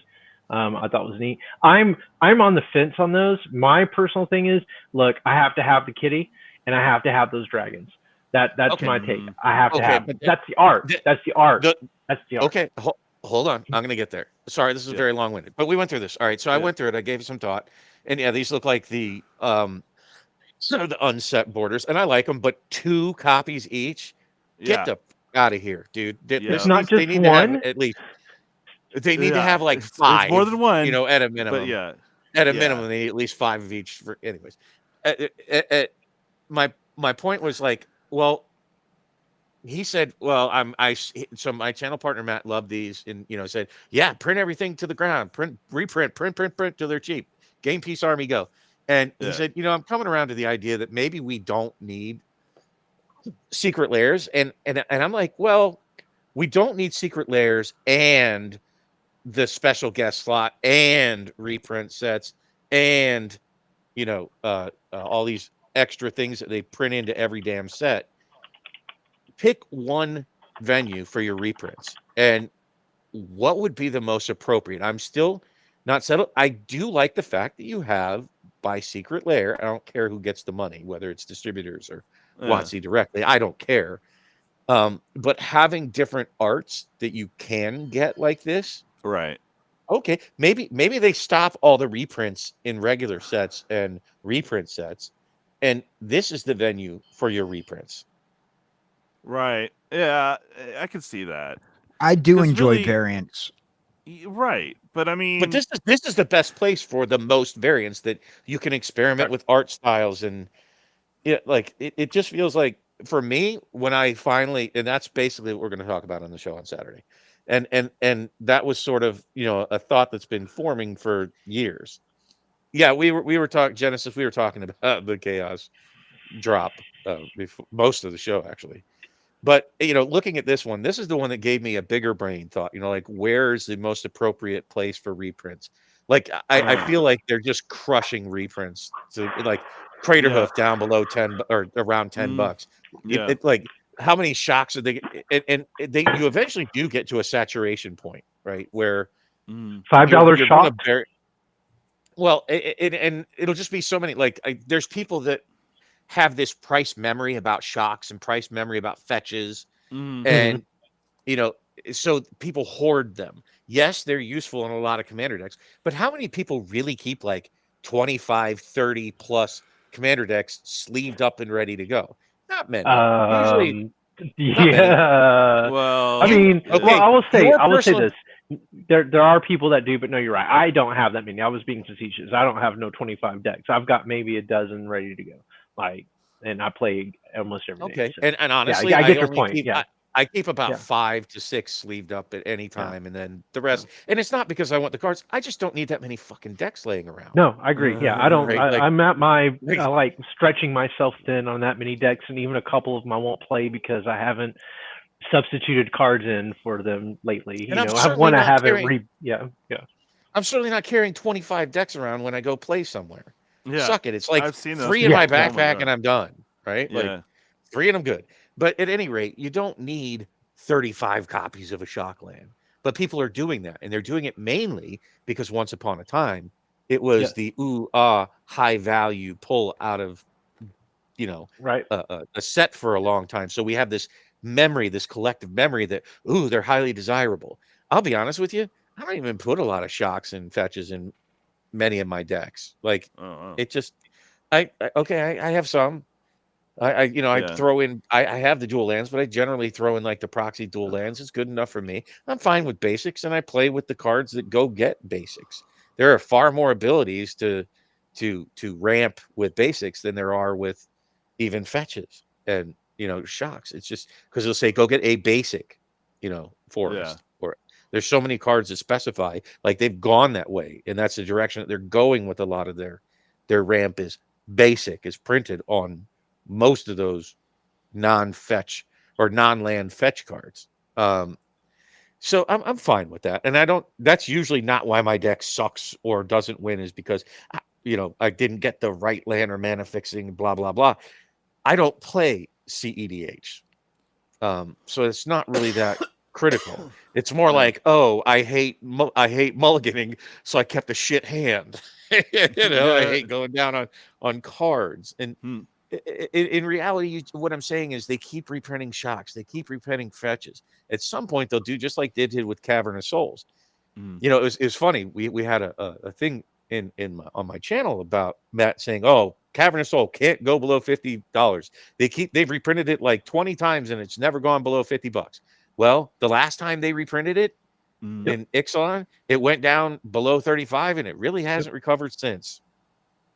You hit a saturation at some point for cards. And if you keep leaning into the shocks and the fetches, guess what? You're going to oversaturate fetches and shocks. I started getting rid of those shocks that I had, because when I came back into Magic in 2017 was right when they started to reprint them. And I was like, oh, well, shoot, I'm pulling them and I want to hold on to them because I'm building a bunch of decks. And then last couple of years, when I was finally like, why do I'm holding on to a bunch of cards I'm never going to play? They're not collectible pieces anymore, right? Because they're just the regular printings. And so now it's like, no, man, I pulled one. Do I need a shock? Nah, it's gone. Like, I'll sell it. I'd rather have the money for it. But yeah, no, I don't think it's a horrible thing, but I agree with you. I agree with you about the saturation on eventually it's going to bring down the price. Like Demonic Tutor, they reprinted it. I forget which set it was. In 2000, I said it came back in 2017, just shortly after. I went online and bought Demonic Tutors for below $15 for a little bit. And you're talking about Strixhaven? That's the first one I know that they reprinted in a long, long time for Demonic Tutor. Was it Strixhaven? It was Strixhaven in the Mystical Archives, and that was in 2022. Maybe was it right then? I think it might have been. And I think picked it was up the Mystery Booster set too, but that again, maybe well, it was that was well, but Mystery Booster was after. Right, and then there was it was in. Mystery Booster 1 was Mystery Booster 1 was. I don't think they were in Mystery Booster. It was 1. in Ultimate Masters and one. Maybe it might was have the been Ultimate Masters. Sets. Ultimate Masters. There we go. It was the Ultimate Yeah. Masters. When they reprinted Yeah. Ultimate Masters, I went online with a couple of friends. We bought copies online of revised and beat up versions. You know, medium played, heavily played. We got them for cheap. Like now they're $35. I know I just sold some, and so it bounced back up. But how long did it take? Are we going to see reprint Demonic Tutor enough like we did Shocks? Probably not. But yeah, you're right. It's going to tank. There's going to be a point of saturation of bringing it down. I think it's a good thing for Shocks. I don't think Shocks should be $10, $12. And now that they've separated how collectible things are, you get your rares that aren't worth crap, but then you get the borderless foil version and it's worth $20. So yeah. So yeah, money wise, there's a couple decent mid range. There's the bronze. So basically a $25-$30 spot there. That'll right? be $19 by the time this is done. Oh, right.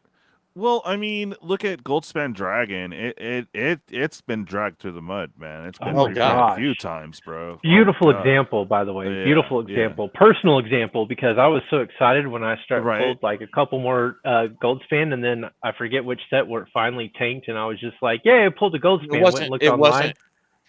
It wasn't a set that caused it to tank. They put it in the Gruul decks. There you go. That's what it was. Yep. And the reason I know is because I bought like 10 of those Gruul decks, and then they went. Yeah. I'm like, oh, cool. Yeah. You hit the saturation on that one, guys. Oh yeah. What I wish they would have put instead would have been the Terror of the Peaks rather than the Goldspan Dragon. Right. And that one, it's still holding strong, but I mean, it got a couple of reprints and Thunder. It got the special. It got the special version in Thunder. And there was a special. Was there a special? So yeah, it got reprinted in Outlaw Thunder Junction, right? And then was it in a secret layer though? There, I believe so. I believe it was Terror of Peaks came out in another. What was it? Was it a special guest? Yeah. No. It was in the main set for. It was in the main set for OTJ. Mm-hmm. But there might be a secret layer out there, but I'm not 100 on it. I'd like to address Genesis Nightmares, and this is the problem we have, is like defining things. When Genesis Nightmare says, I'm on a mission to build a commander deck of every color combination, then that's it. What does that mean? So you got 5, or actually you have 6 of the just monocolored. You have, I don't even know how many with the... it's 32. Well, but no. It's not. Oh, it's not? It's more. Okay. No, because if you count colorless as a color, now you have to expand that out, so you don't just have the 10, dual color. No, now you can't include you can't include colorless as a color. Then. Why? Except for the single, except for your mono colorless. I don't think you can count it as like. I have an Izzet deck. Wait. Deck it with so colorless, right? So mono colorless is a color, but every other combination, it's not a color. That doesn't make any sense. Hold on. It's not a color. Yeah. There's only 5 colors. There is no 6 color. Is that better? Well, he's just counting it as a option. So I guess color for his thought process. I don't know, but just say 6 monos because of the colorless. You've got 10 of the 2 colors, 10 of the 3 colors, 5 of the 4 colors, and then 1 5 color. Is that right? Okay. Are there 5? No, there are 5 4. There are 5 4 colored, right? So what does that come out to? 10, 6, 5, and 1. Yeah, that would be 32. Yeah. All right. Cool. So he's just gonna stick with 32 decks. Fair. So price wise on this secret layer, black market, that it used to be a 20 plus, now it's like 15. So 10. Oh, I don't think it's that high. Really? I think it's like a $5 card less. I think it was $3 when I saw. Really? Oh crap! Yeah, for black market? nobody's got. Yeah, you might be thinking of the other black market thing. Not black market connections. Yes, Black market's the old school enchantment that would it's a great enchantment, I guess, but no, black market connections, if that was reprinted in there, it'd be pretty nice with that ancient bronze dragon as far as value goes. I love that dragon. I didn't want this drop, but I want that dragon. I think that looks really cool art, just for the art. I don't even play that dragon in my dragon, and so I want the art. Well, so if you say 3 and then 25, so 30, I mean, it hits the price point. It's pretty much on par. Foil would be more than $40. So this one's worth it. The problem is that's the price before these come out. Because as soon as you saturate the market with these now, those prices will drop. Yeah, this one I'm not seeing anything. Then again, it's all blue, so I'm like over it. Personal tutor, I guess. The personal tutor, like, do you want to see what the price is on that? I'll look it up. I'm on TCG Player. Sure. Personal tutor. I was shocked. I was like, it's at least like a $6, $6 card, right? Nope. I was like, oh, is it really Jesus. that badly dropped? 368. Wow. Okay. Wow. Yeah. Wow. Arcade Denial used to be $1 or $2. Oh. Yeah. It might be 65 Chamber. I think the Archmage Charm, it used to be like a $5 card. Yeah. Archmage is. Yeah, I think it was up there a little bit in foil at one point. Yeah. In foil. No, but you got to compare it to like the lowest possible price printing. You do. And that's 69 cents. Well, I mean, you might just want this card because it looks like freaking late, like early 90s action star Kurt Russell. So you can't place a dollar value though on looking like artwork. Kurt Russell. You cannot place a dollar value because art is so subjective that it's worth different amounts to different people.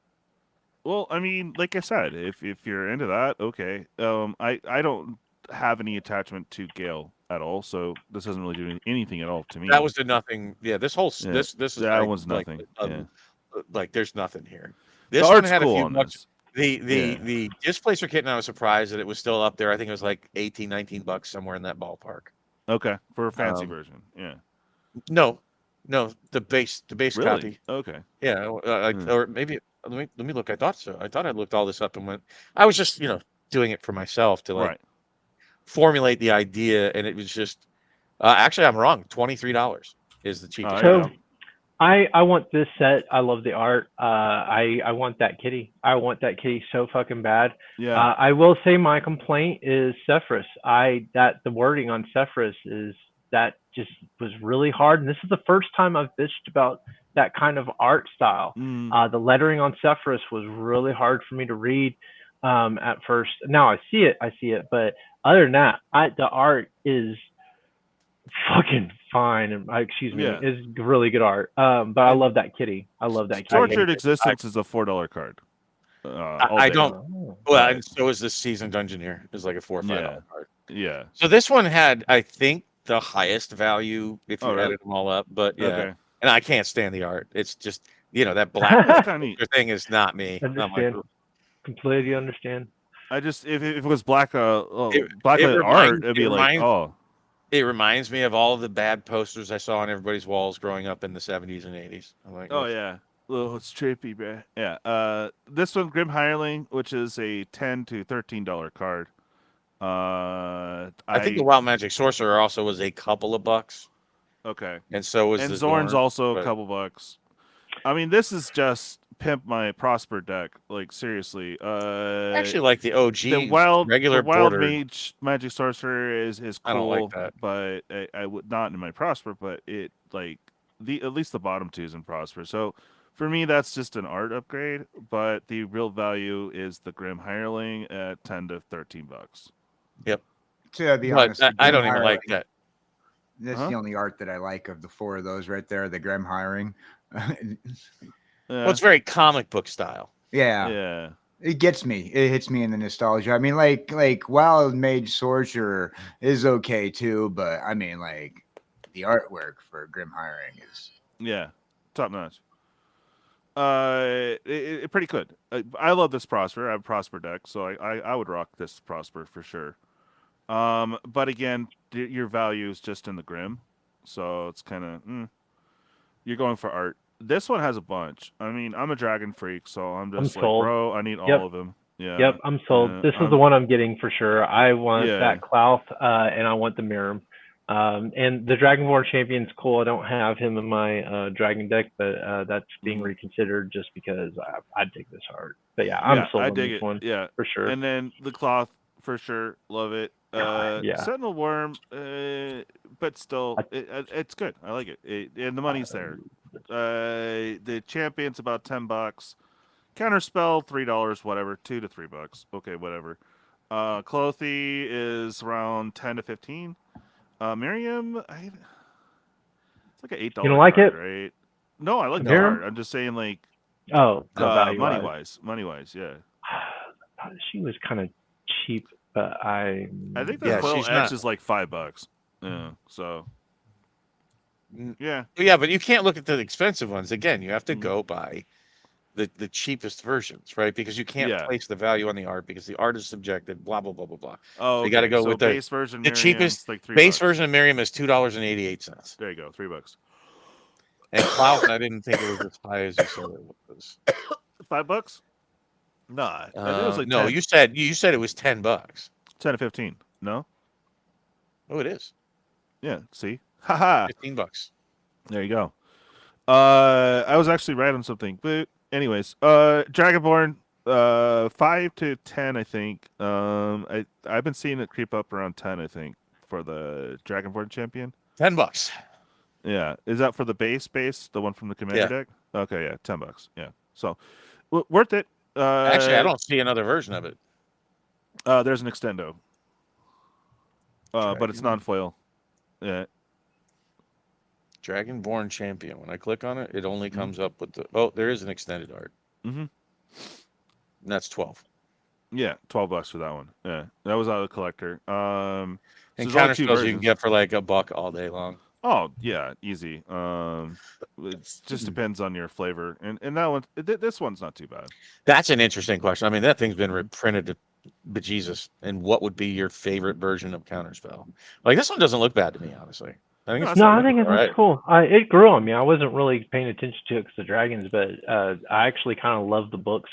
I kind of like it. I agree. Yeah. I'll be honest. One of my favorites is the Ice Age one. Ah. I agree. Yeah. I dig it. I dig it. The Ice Age one's pretty cool. Yeah. I think so there you have it. Yeah. This one might be tough to close out. I think to get. What value? You don't think you think it won't be? I don't think it'll be hard to get. I think it's gonna be available. Yeah, I mean, I think with the last secret layer didn't sell out that quickly.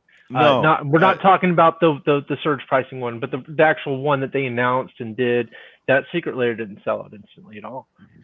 Still some my available, question to you, my question to you would be, why do you think it would sell out quickly? This one here for the bronze dragon, and the dragon one down below for sure. That's only if you like dragons. I have no interest in dragons. Well, okay. This one, I mean, I don't feel this thing selling out like quick. Sorry, none of this. You don't think so? Okay. Nope. I'm not saying it won't sell out. I'm saying I don't think it'll sell out quickly.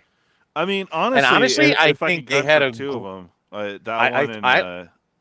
thought that the Fallout secret layer was going to sell out rapidly. Me too. And it was available for days. And that gives hope. And honestly, I think I even tuned into your live stream and you're like, well, no, we got it, son. Okay. Yeah. That was that. It was no drama here. And I I think Joel had the same thing. And so I even reported on Saturday that it was like, hey, they got it right. And there wasn't a lot of hate and vehemency. And then they go around and do that weird thing with the pricing thing. And I'm like, of course they got to have drama, assholes. Yeah. It's sus, dude. Really, we're already price sensitive as you proclaimed us to be before. And then you want to go and do that. Really? It's like it felt good from it. Like Lorwyn. Yeah.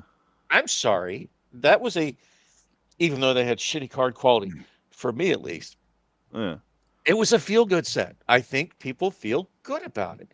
The biggest problem I have is the price point of the collector boxes. Like, we're supposed to accept that just a year ago, standard, collector boxes, maybe a year and a half, were $200, like at release. That's just what you expected collector boxes to release.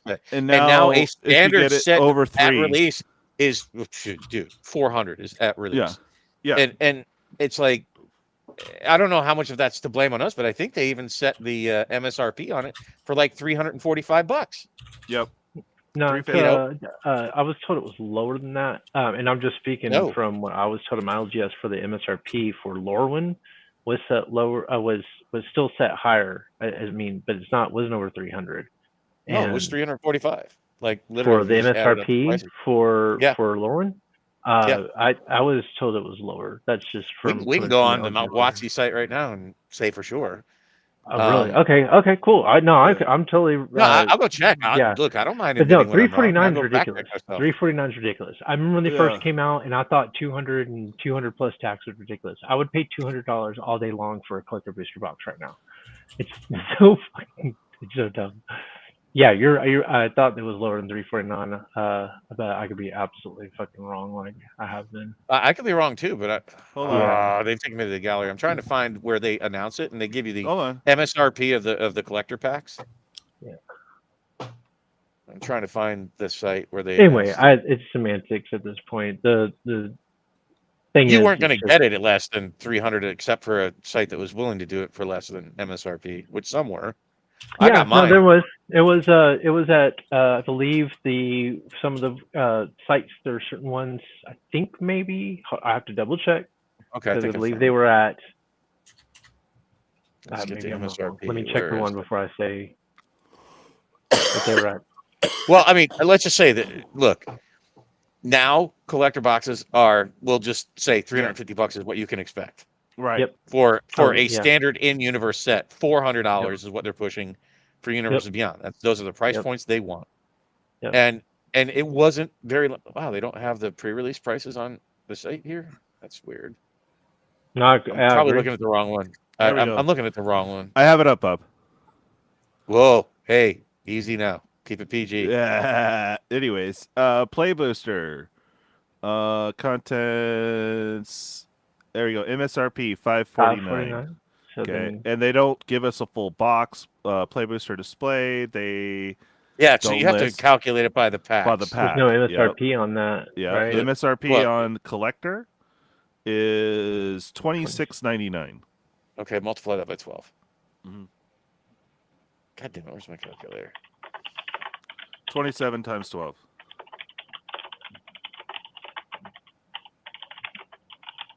Whoa. Now do the booster display. Do the booster display. $324. Okay. Now do the booster so display. we were both wrong, and we have to meet in the middle. Damn it. They won't give you the box price. No. On the display, go up to the next one over the display, the collector booster display. Yeah. There you go. That's where I was at. Yeah. Yeah. And there's no MSRP on that? Correct. No. Yeah. They won't give it on the price. But they do say. I don't think they do it on the pre-release pack either. Nope. No, but you multiply. Wow, so they're just not on the boxes, the bundles? Come on, did they do it? They have bundles, to do it on the bundles, right? Oh, here we go. Yeah. Holy crap! There we go. They expect $60 for it. $58 MSRP. Yeah, and all right, so let's take that as an example. Regular bundle. This is the regular bundle. Right. Oh no. What? Yeah, no, regular bundle. Yeah, that's a regular bundle. Yes. What? So let me ask you. Yeah, because they didn't have a gift bundle. Let me ask you, because remember they did the game night thing instead of a gift bundle. Let me ask you this: what were bundle prices just 2 years ago? Yeah, $40 regular bundle, $35-$40. Dude, I got the Lord of the Rings, which isn't that long ago. Even the collector gift bundle ones, because they. I'm just saying retail. I'm not saying what 20, I got. Yeah, no, I'm talking about retail was $29.99. Oh yeah, what 2018? I saw that creep up when I got in. No, it was 40. No, dude, no. $29.99 was it. Oh yeah, 30. Until just like 2-3 years ago, $30. Right, was what you would spend on a 40, bundle. And now they're expecting. Right, let's go to 60. Wow. Yeah. Right, and you're talking in the span of what, 3 years? They've doubled. Right. Yep. Yeah, that's crazy. All right, so these theme decks, they should price that 20. Okay, I remember these being 15 all day. 24 on that.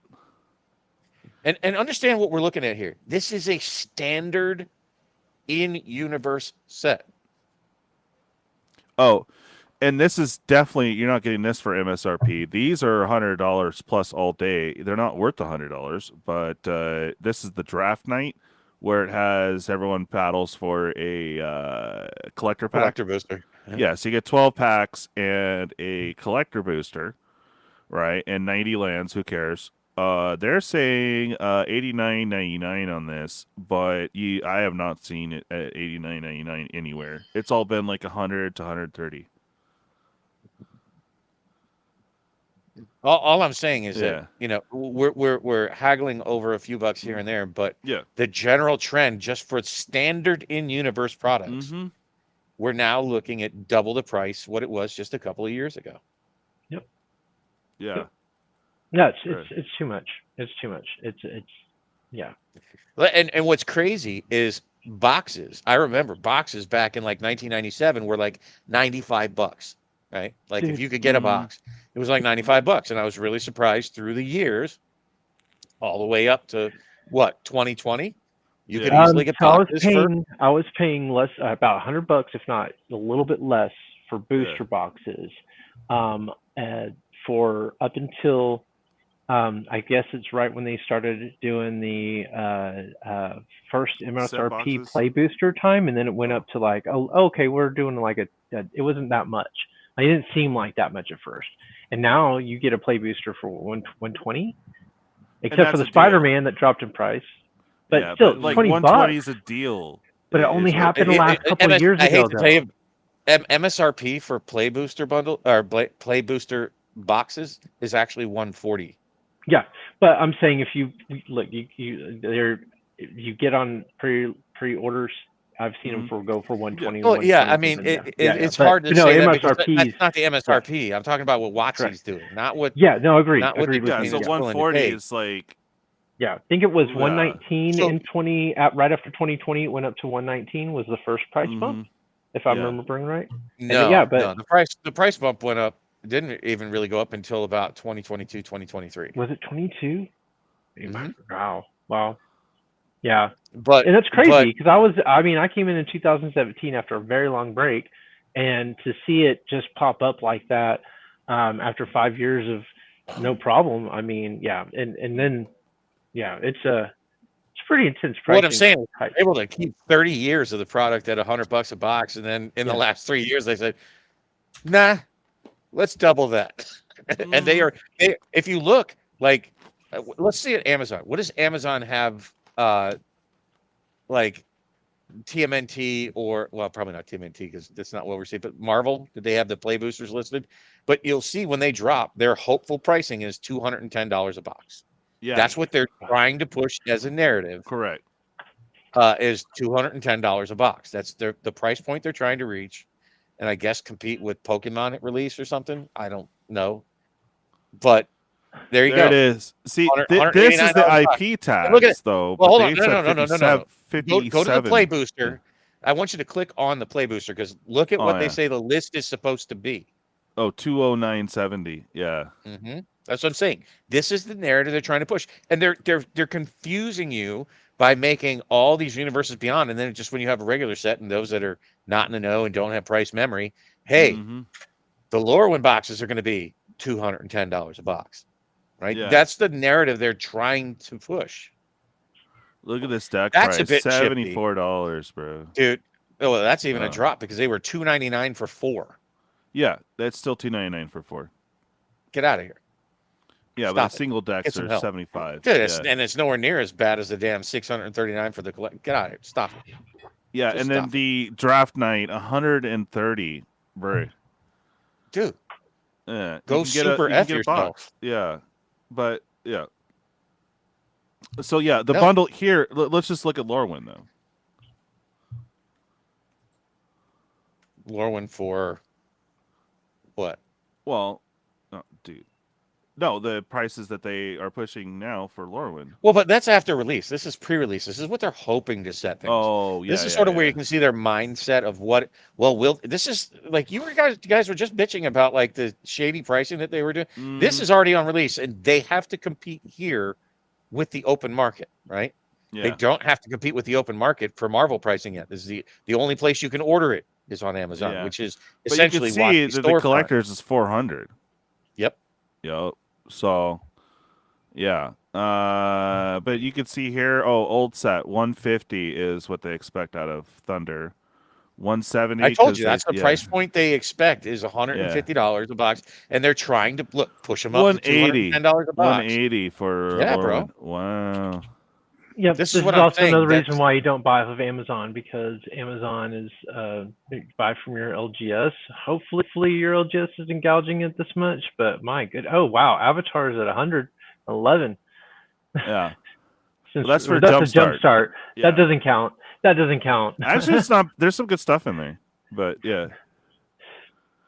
Again, what I'm saying is if you pay attention and start watching like cumulatively on Amazon, because Amazon is the most true storefront that WotC has. Right, right. These are their hoping for prices. Yep. Right. Yep. Yeah. And what's really telling is not so much what's already in circulation, because that pretty much just uses an algorithm to adjust. It's the ones that are coming up for release.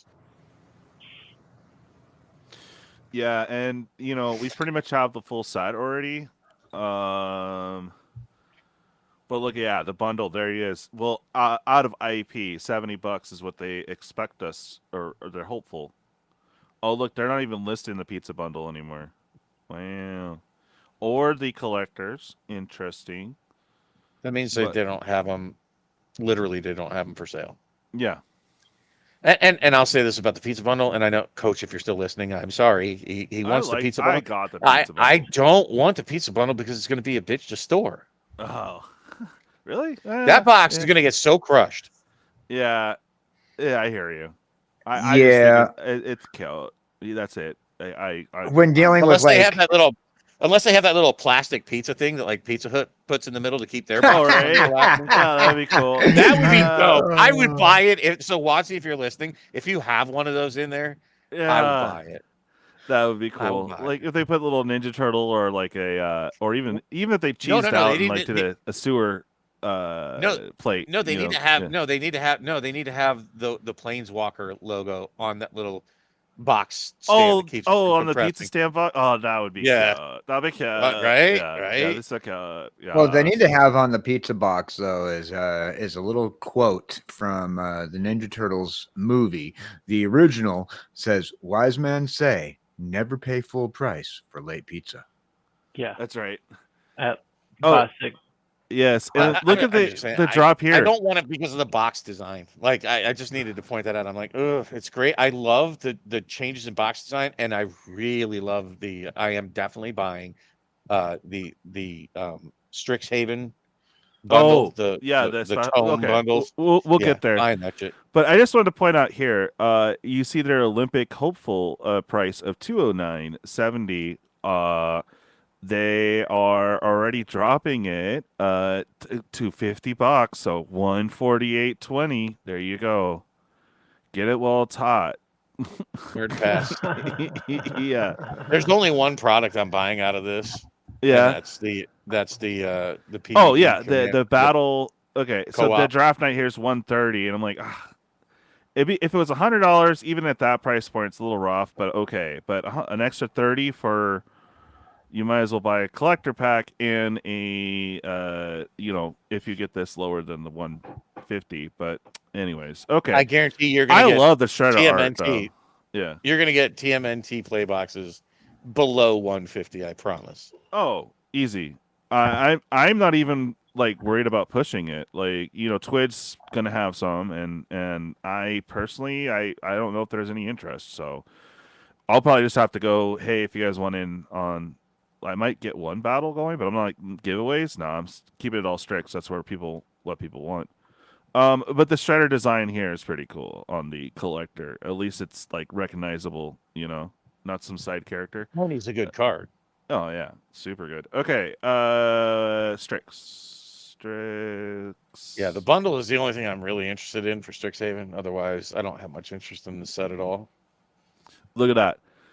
$57.99 is their Olympic hopeful prices. Yeah, but look at their play booster. Look at their play booster pricing. $164.70, bro. That tells you where they want to be within universe IP standard box, dude. This is what I'm saying. Well, they wanted it to be 200 and 400 forever. Even the new to Magic players can remember the time when booster boxes were $100, $110.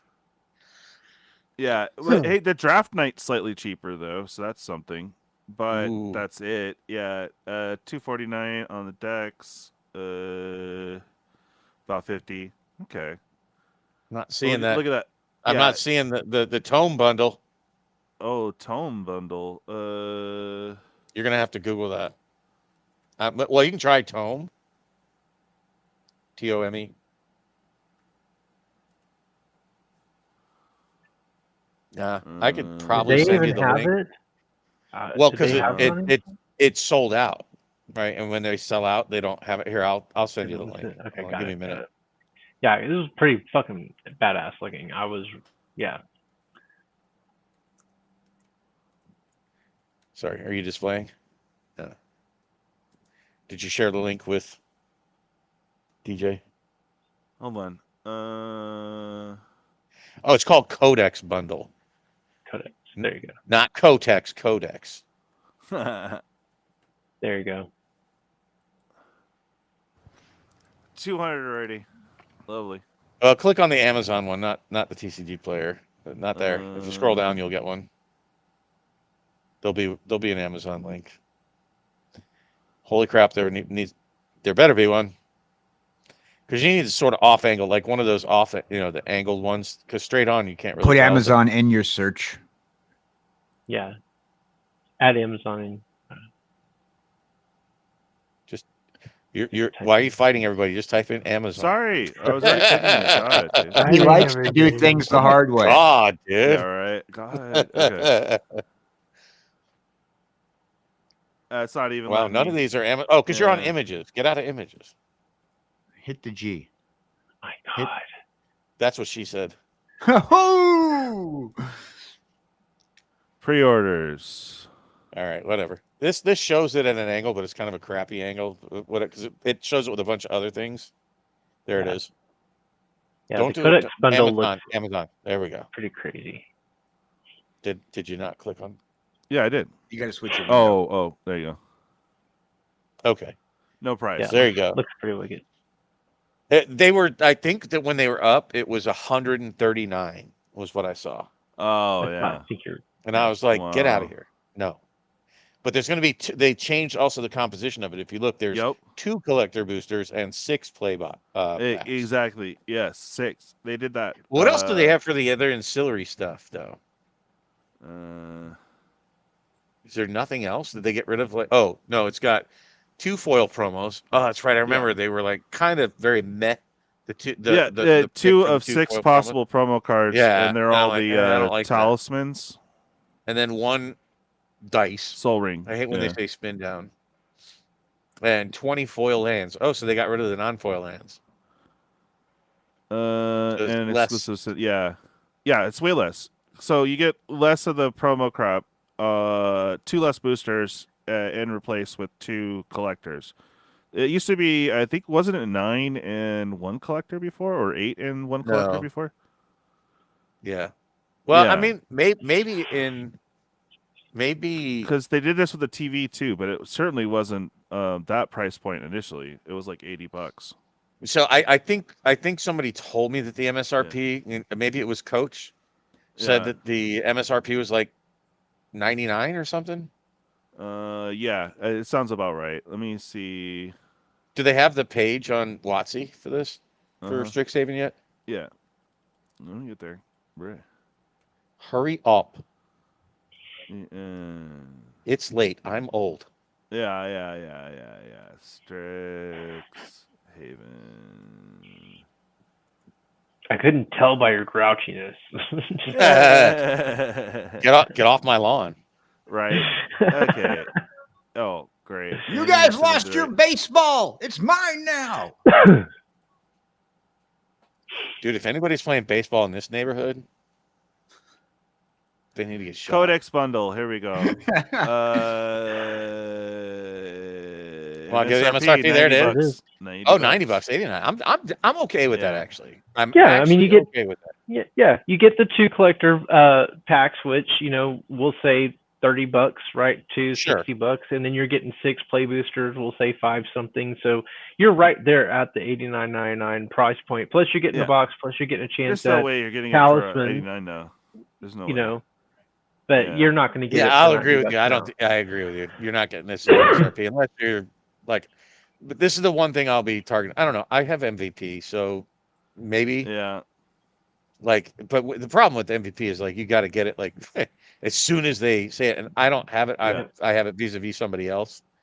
Yeah. You know, Rudy's not going I- to have these. He never Yeah, has no. bundles. That's weird. Yeah. Well, bundles are also hard to hold on to, as in it's not Store. the same as the other boxes, so it's an odd shaped box, right? So You're an storing is odd-shaped a pain. box. Thank you. But I do want that on my shelves. That I want that purely for the Yeah. eye candy. Like I just think that'll look pretty. That's why I have the TV bundles. You know, they're still sitting up on my shelf. I like looking at Oh, them. nice. Same Yeah, I thing with ripped into M30. mine, but I also didn't get much of Yes, that I know. product. You're Yeah. never allowed to come to my house and go into my basement. I'm not going to open your products. Whatever, dude. Anyway. Yes, your basement. Yeah, No one ever so we comes picture back it. out. Hey, Yeah. DJ comes up here for a Bob Con. I go to take a Yeah. piss, and then I just where'd DJ go? Go down to my basement. It's like the fat kid eating all the chocolate, and there he is. He's got wrappers all around him. Nice. Nah, I never do that to anyone, bro. Stop it. But yeah. So I'm sorry, I just had this Willy Wonka and the Chocolate Factory image. Yeah. Augustus Gloop. Augustus, no! That looks pretty sick. I do like that. That's the first time I've seen the pre-release. I like box art now. I'm like, yeah. being more of a collector of sealed at this point. Yeah. Box art has become really appealing. I'm really disappointed that they cheesed out and went with the same direction for the superhero box that they did with the Spider-Man. I was like, oh, I like they didn't it, do anything. They should have done something different. They should have done something different. Maybe like a comic book cover, but it looks like those two are going to get confused on a shelf, to be honest. They look so similar. I'm like, don't really like that. Oh. But I do break dig the it? box art. I don't broke know. it. You touched it. I did. What'd you do to it? Why'd you do that? I don't know. Stop it. Bruh. Oh, there you go. Products coming soon. Not Reality Fracture. There it is. Superheroes. Yeah, that box is just too close to the not the regular bundle. Mhm. You got to slide over. You got to slide over. That one. That's I just don't know, too damn though. close. I like to it. the...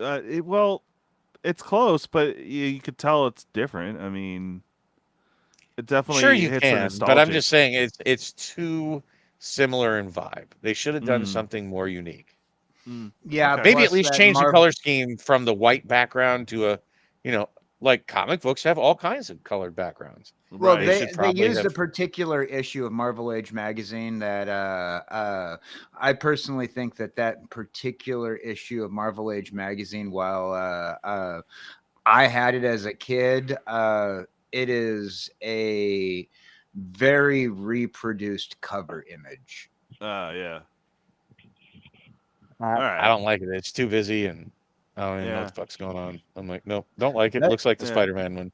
But Plus see, this one is 9 for the gift, so 9 and 1 collector. Nothing else. Yep. Oh, the 9 and bundle 1. card. Yep. Yeah, that's okay.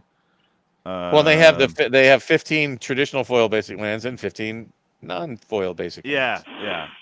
Dude, They skipped they're the 20 on just the other, always all over the place, man. Like Mhm. with their products, there's absolutely no consistency between. This one products. they're saying should be $90. Okay, I guess. So Seems it's the same appropriate. price. It's the same price as the Strixhaven. Yeah.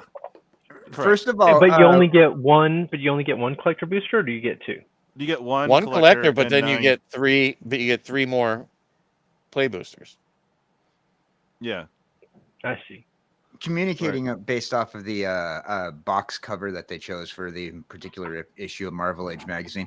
I'm not sure if anybody ever got Marvel Age magazine, but it was one of those sample magazines that Marvel actually sold them. And whenever you've got them, I still to this day, whenever I get like whenever I get like just a blind bundle of comic books through an eBay auction or whatever, and I get Marvel Age magazine, and I always have since I was a kid. I felt very ripped off of Marvel Age magazine because it was just a bundled assortment of just like 2 pages of a comic book and as a sampler, and then kind of like I didn't like it. Nowadays you can get these sampler comic books for free at the comic book shop. Yeah. Wow, they expect this jumpstart to be $7. Okay. By pack, yeah, booster. They won't give the box price. But this should be 24. Like how many people? Like I'm curious if anybody in the office, anybody in the audience. Yeah, I'm not already stuck at work. If anybody in the audience is really interested in that draft night package, I haven't heard anybody going, "Ooh, I really need to get that draft night." I'm not just talking about this set. I'm saying any draft night set. Well, you're thinking draft. Oh, okay. Yeah. The draft night box. Nobody is clamoring to get that product. Not that I know of. Additionally, that beginner bundle, that beginner box too. Like I know one person, I'm not going to call them out, that did buy the Lorwyn beginner box, but I think that's just because they're getting into it. They're just now getting into it. Oh, okay. And I suppose I think this is the thing you buy when you don't know what the hell you're doing. Yeah. Maybe this one doesn't even. It's not even a deck builder kit. It's just 2 tutorial decks. The playmats is paper, whatever. 8 themed half decks. So this is them doing the clue thing, where these are basically specialized jumpstart decks, and then that's it. Those got to be paper playmats. Oh, that's what I said. Paper for sure. When you're fold out, like the old school. Yep. Dude, old school, we didn't have 35. No, what I'm saying for most games is you had a little paper fold out thing that you could use for a mat. Right? Yeah, I doubt they're selling out those neoprene game mats that everybody likes to get. Those neoprene game mats are made of the same thing as a mouse pad. You know, I'd just be honest with you. You know, I mean those. Oh, they value this at $120 for MSRP, bruh. Yeah, bruh. All right. Anything special in it? Bruh. Okay. 12, and 90 lands. Big deal. You know who I need to call to help me buy this box? Carl! Yeah. All right. You guys deserve it. We're going to get all 4 Carls just because Bob's special. So. So's the price on this draft night box. 120, 119 is what they consider MSRP. Carl! Carl! Carl! Carl! Exclusive. Yeah, that's how you feel walking back to the car after you bought this at the LGS. Yes. Just like wallet. Yeah, 130 or 120. Like if this was $100, it would have been easy. Like, hey, it's a battle in a box, but no, it's overpriced. It's just So when I first saw it and they said 100, the first one they did, I was like, that's not bad. And then what are they wanting for that scene box? Oh, the scene box $41.99. Weren't these just $29.99? No, on sale. No, they were always $40. Going back to even Lord of the Rings, they were $40. I bought the Lord of the Rings for $100. You got a deal. But this is what MSRP was $40 back then. I mean, was any site you go to, they'd be 40. But now it's $41.99 for 6 cards and 3 play boosters and an easel that you'll never use. Isn't that like a cardboard punch-out easel that would probably fall over if you turn the fan on? on? No, like the other easel, like I have it somewhere. I thought it was this would be kind of cool. Maybe I could use it to like hold cards off the side, or something. No, yeah, it tips over easy, bro. And then but you do get the 6 art only scene cards. So you're paying for art cards and 3 packs and 4 exclusive cards or 6 exclusive cards that will be in the collector pack. Well, it And will and, be in and the I'm going to collector say pack. Yeah. I'm going to say this about all these scene boxes. Mm-hmm. Same problem you have with the pizza box. Yeah. And it's so much dead space, Yeah.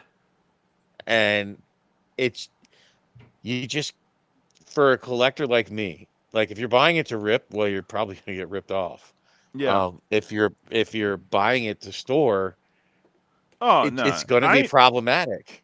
I am not. I'm not going to collect the box on this. I am being a Timmy though. I have it on pre-order because before, whatever, I could cancel if I want.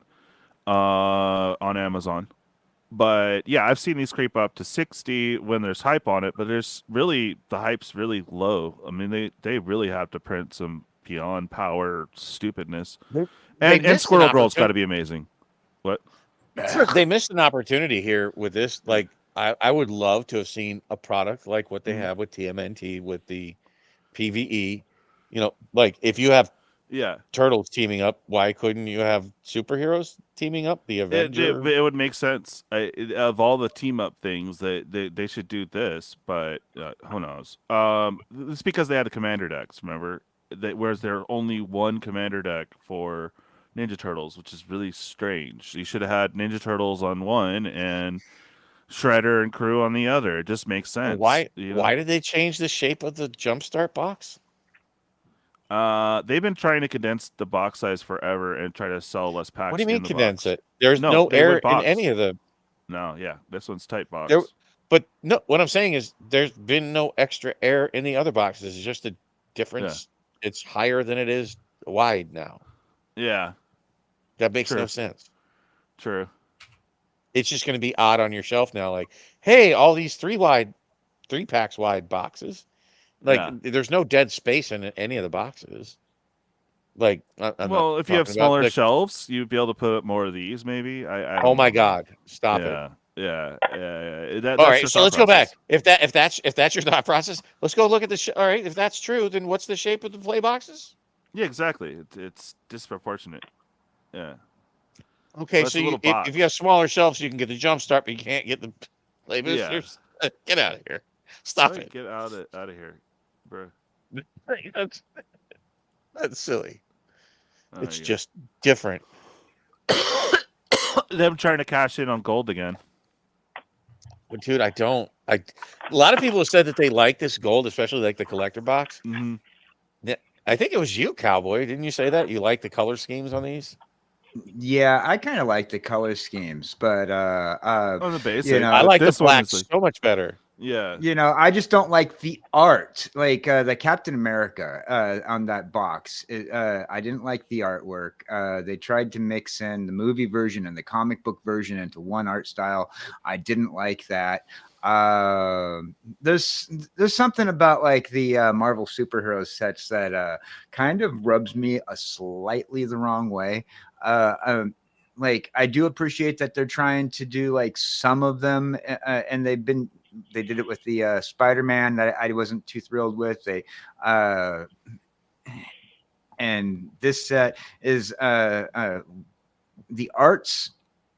I'm not a big fan of. It's like they're trying to like do like a combination of the movie stuff with the comic book stuff, and then they're trying to do like a combo of that with the masterpiece style arts that from the Masterpiece Collection covers. And I'm not a big fan of that artwork. But of all the sets to take this out of, if they're trying to be introductory to you, for example, you, Dan. They got rid of the sample pack. In the long run, it's whatever. But of all the sets that they'd want to push you into attempting to get collector for fancy versions or whatever, on an IP set, I don't get why they would get rid of that. I mean, whatever. No, the strangest thing that they've eliminated. Yeah. The strangest thing that they've eliminated. Pre-release foil. Okay. You mean the stamp on the? They didn't eliminate the pre-release foil. They eliminated the stamp on the pre-release foil. Yeah, but there's no difference. Why? That and the regular. Yeah. Why? Yeah. See, because it confuses shippers. It's like, shut up, dude. You have like 20 different versions of a single card in one set, dude. Like, Bruh. You know what I think it is? Is they got rid of the stamps, so just in case they have the same F up that they had for Lorwyn, right? That, oh, well, just give them a foil of another card out of the set. Yeah. Well, at my comic book shop where I was at before I moved, because as many of you may or may not know, I just made a big move to a new city, and the comic book shop where I was at, I'm with the guys there. We're not impressed with the Marvel stuff that's that Magic has put out there. When it comes down to the art and the collectability, like as Marvel fans and comic book fans are like, yeah, you're trying for a quick cash grab, and you're giving us subpar. There's a lot of better of the comic book covers that they could have used. There's a lot better characters that they could have picked, and they needed to get better artists. I feel like the artists that they got weren't Marvel Comics artists. They were whoever they could just get to do the art. It just not what we wanted as comic book collectors to get into a set like this. I mean, unlike the Final Fantasy people, comic book people are typically broke boys, and we are price sensitive. We're broke boys. We're price sensitive. Yeah. Oh, I don't know about that. A lot of Final Fantasy players are also pretty damn broke, living in their mom's basement, playing some Final Fantasy. Nowadays, a lot of people are really damn broke. That's true. But the Final Fantasy people are crazy. Even though they're broke, they will spend every last penny they have on Final Fantasy stuff. That's true. You know, they're a cultist. Yeah, and it's just crazy that overtook Marvel. But you know, when you put low effort in, you know, they put more effort in this set. I feel like since Disney picked up Marvel, like everything when it comes down to products, from even down to the comic books, like and they've been just like, you know, I mean, like, don't get me wrong, I'm not a fan of the current modern era of the comic book stuff. As far as I'm concerned, the comic book industry started to die when it came down to the effort that they put into it in 2002. You know, pretty much, and like, you know, 1984 to 1996, that was like prime. You know, yeah, it was. You had Jim Lee. You had you know, that was the you know. McFarlane. That was yeah, absolutely, that was great, man. Yeah. I mean, all the guys that went to Image Comics, basically. Yeah. I mean, exactly. Yeah. I mean, back in the 90s, we had the Max. We had all right, guys. We are past time. You guys could talk for a minute. I gotta go pee, so you guys can either sit tight and carry on the conversation, or I can in stream and we can chat. I need to get going because it's a school night for me. I gotta get up early. Yeah, I don't be rude, but I gotta freaking pee, man. Hey, yeah. Now everybody in chat knows what you're gonna be doing here. Exactly. And I just want to thank everybody for their time in chat. Thank you all here on the show. I always enjoy a spirited debate. Yeah. And it was spirited. It wasn't like we're mad at each other. It's just mad at the thing. And honestly, like I agree with you, Bob. It is a nothing burger on this multi-price thing. It's just bad timing, and it just seems sauce, dude. Like, it's not a joke. It's a bad look. I think everybody here. And they did say it's limited quantities on the $10 ones, and it's not like you have limited quantities because you're selling the same thing. So it's like, if you just said, "Hey, we got a limit at $10, good luck." Okay, cool, right? But no, they should have worded that better. I agree. Yeah. You know, there's limited numbers. They should have said there are limited numbers. There are limited quantities at each price point. That's all they had to say. But even at that, it's just shifty, and the whole thing is shifty, and it's just a bad look. And it's to me, it's a nothing burger because the lack of transparency overall is a much bigger problem. Right. Like, I could give a crap about this secret layer. It's the lack of transparency everywhere that it causes so many problems in so many areas. Yeah, exactly, Juggalo. For sure. And thank you everyone for coming on and hanging out. Oh, by the way, the hype. Yeah, I was trying to grab it. But it is far away. Anyways, we are going to go for a video coming up here soon. It's going to be multi-part, all leading up to the 2121 subscriber giveaway. This video I'm going to work on, it's going to be pretty low effort, but it's going to show exactly what it is. We're looking for a video, that video to get 100 likes. We need 100 new subs and 100 comments. I'm giving away a full Lorwyn EDH deck. So I'm going to get on that. There's going to be a couple of future Strix in that giveaway as well. But also entries from that will go towards entries for the 2121. So I know it's going to take me a minute to get there because that's 500 subs I have to get to the 2121 subscriber giveaway. But there's a ton of there's a ton of fun stuff, man. I have I think we saved the Iron Man secret layer. I have a mat and a bunch of singles and a bunch of fun stuff. We're trying to get there. So I appreciate you guys trying to help me out. And again, the winner of this one giveaway that I'm doing is going to win the Lorwyn EDH deck, either fully sealed or we could break it down and be inner sealed to save you on shipping. So there you go. That is coming up, guys. I said it's going to take me over the weekend. I don't know. I said tomorrow, so I guess I'm going to get working on it. So yeah, that's coming up, guys. Help us get there to that 2121. A lot of fun stuff to give away then. Other than that, guys, for sure, I will see you guys on Sunday for late night EDH. Random streams have not been so random. They have not been happening. Dealing with a bunch of doctor appointments and a bunch of stuff around here. But don't be surprised if I pop up randomly. So yeah, good times. All right, guys. You guys have a good one, and we'll catch you next time. Bye. Late.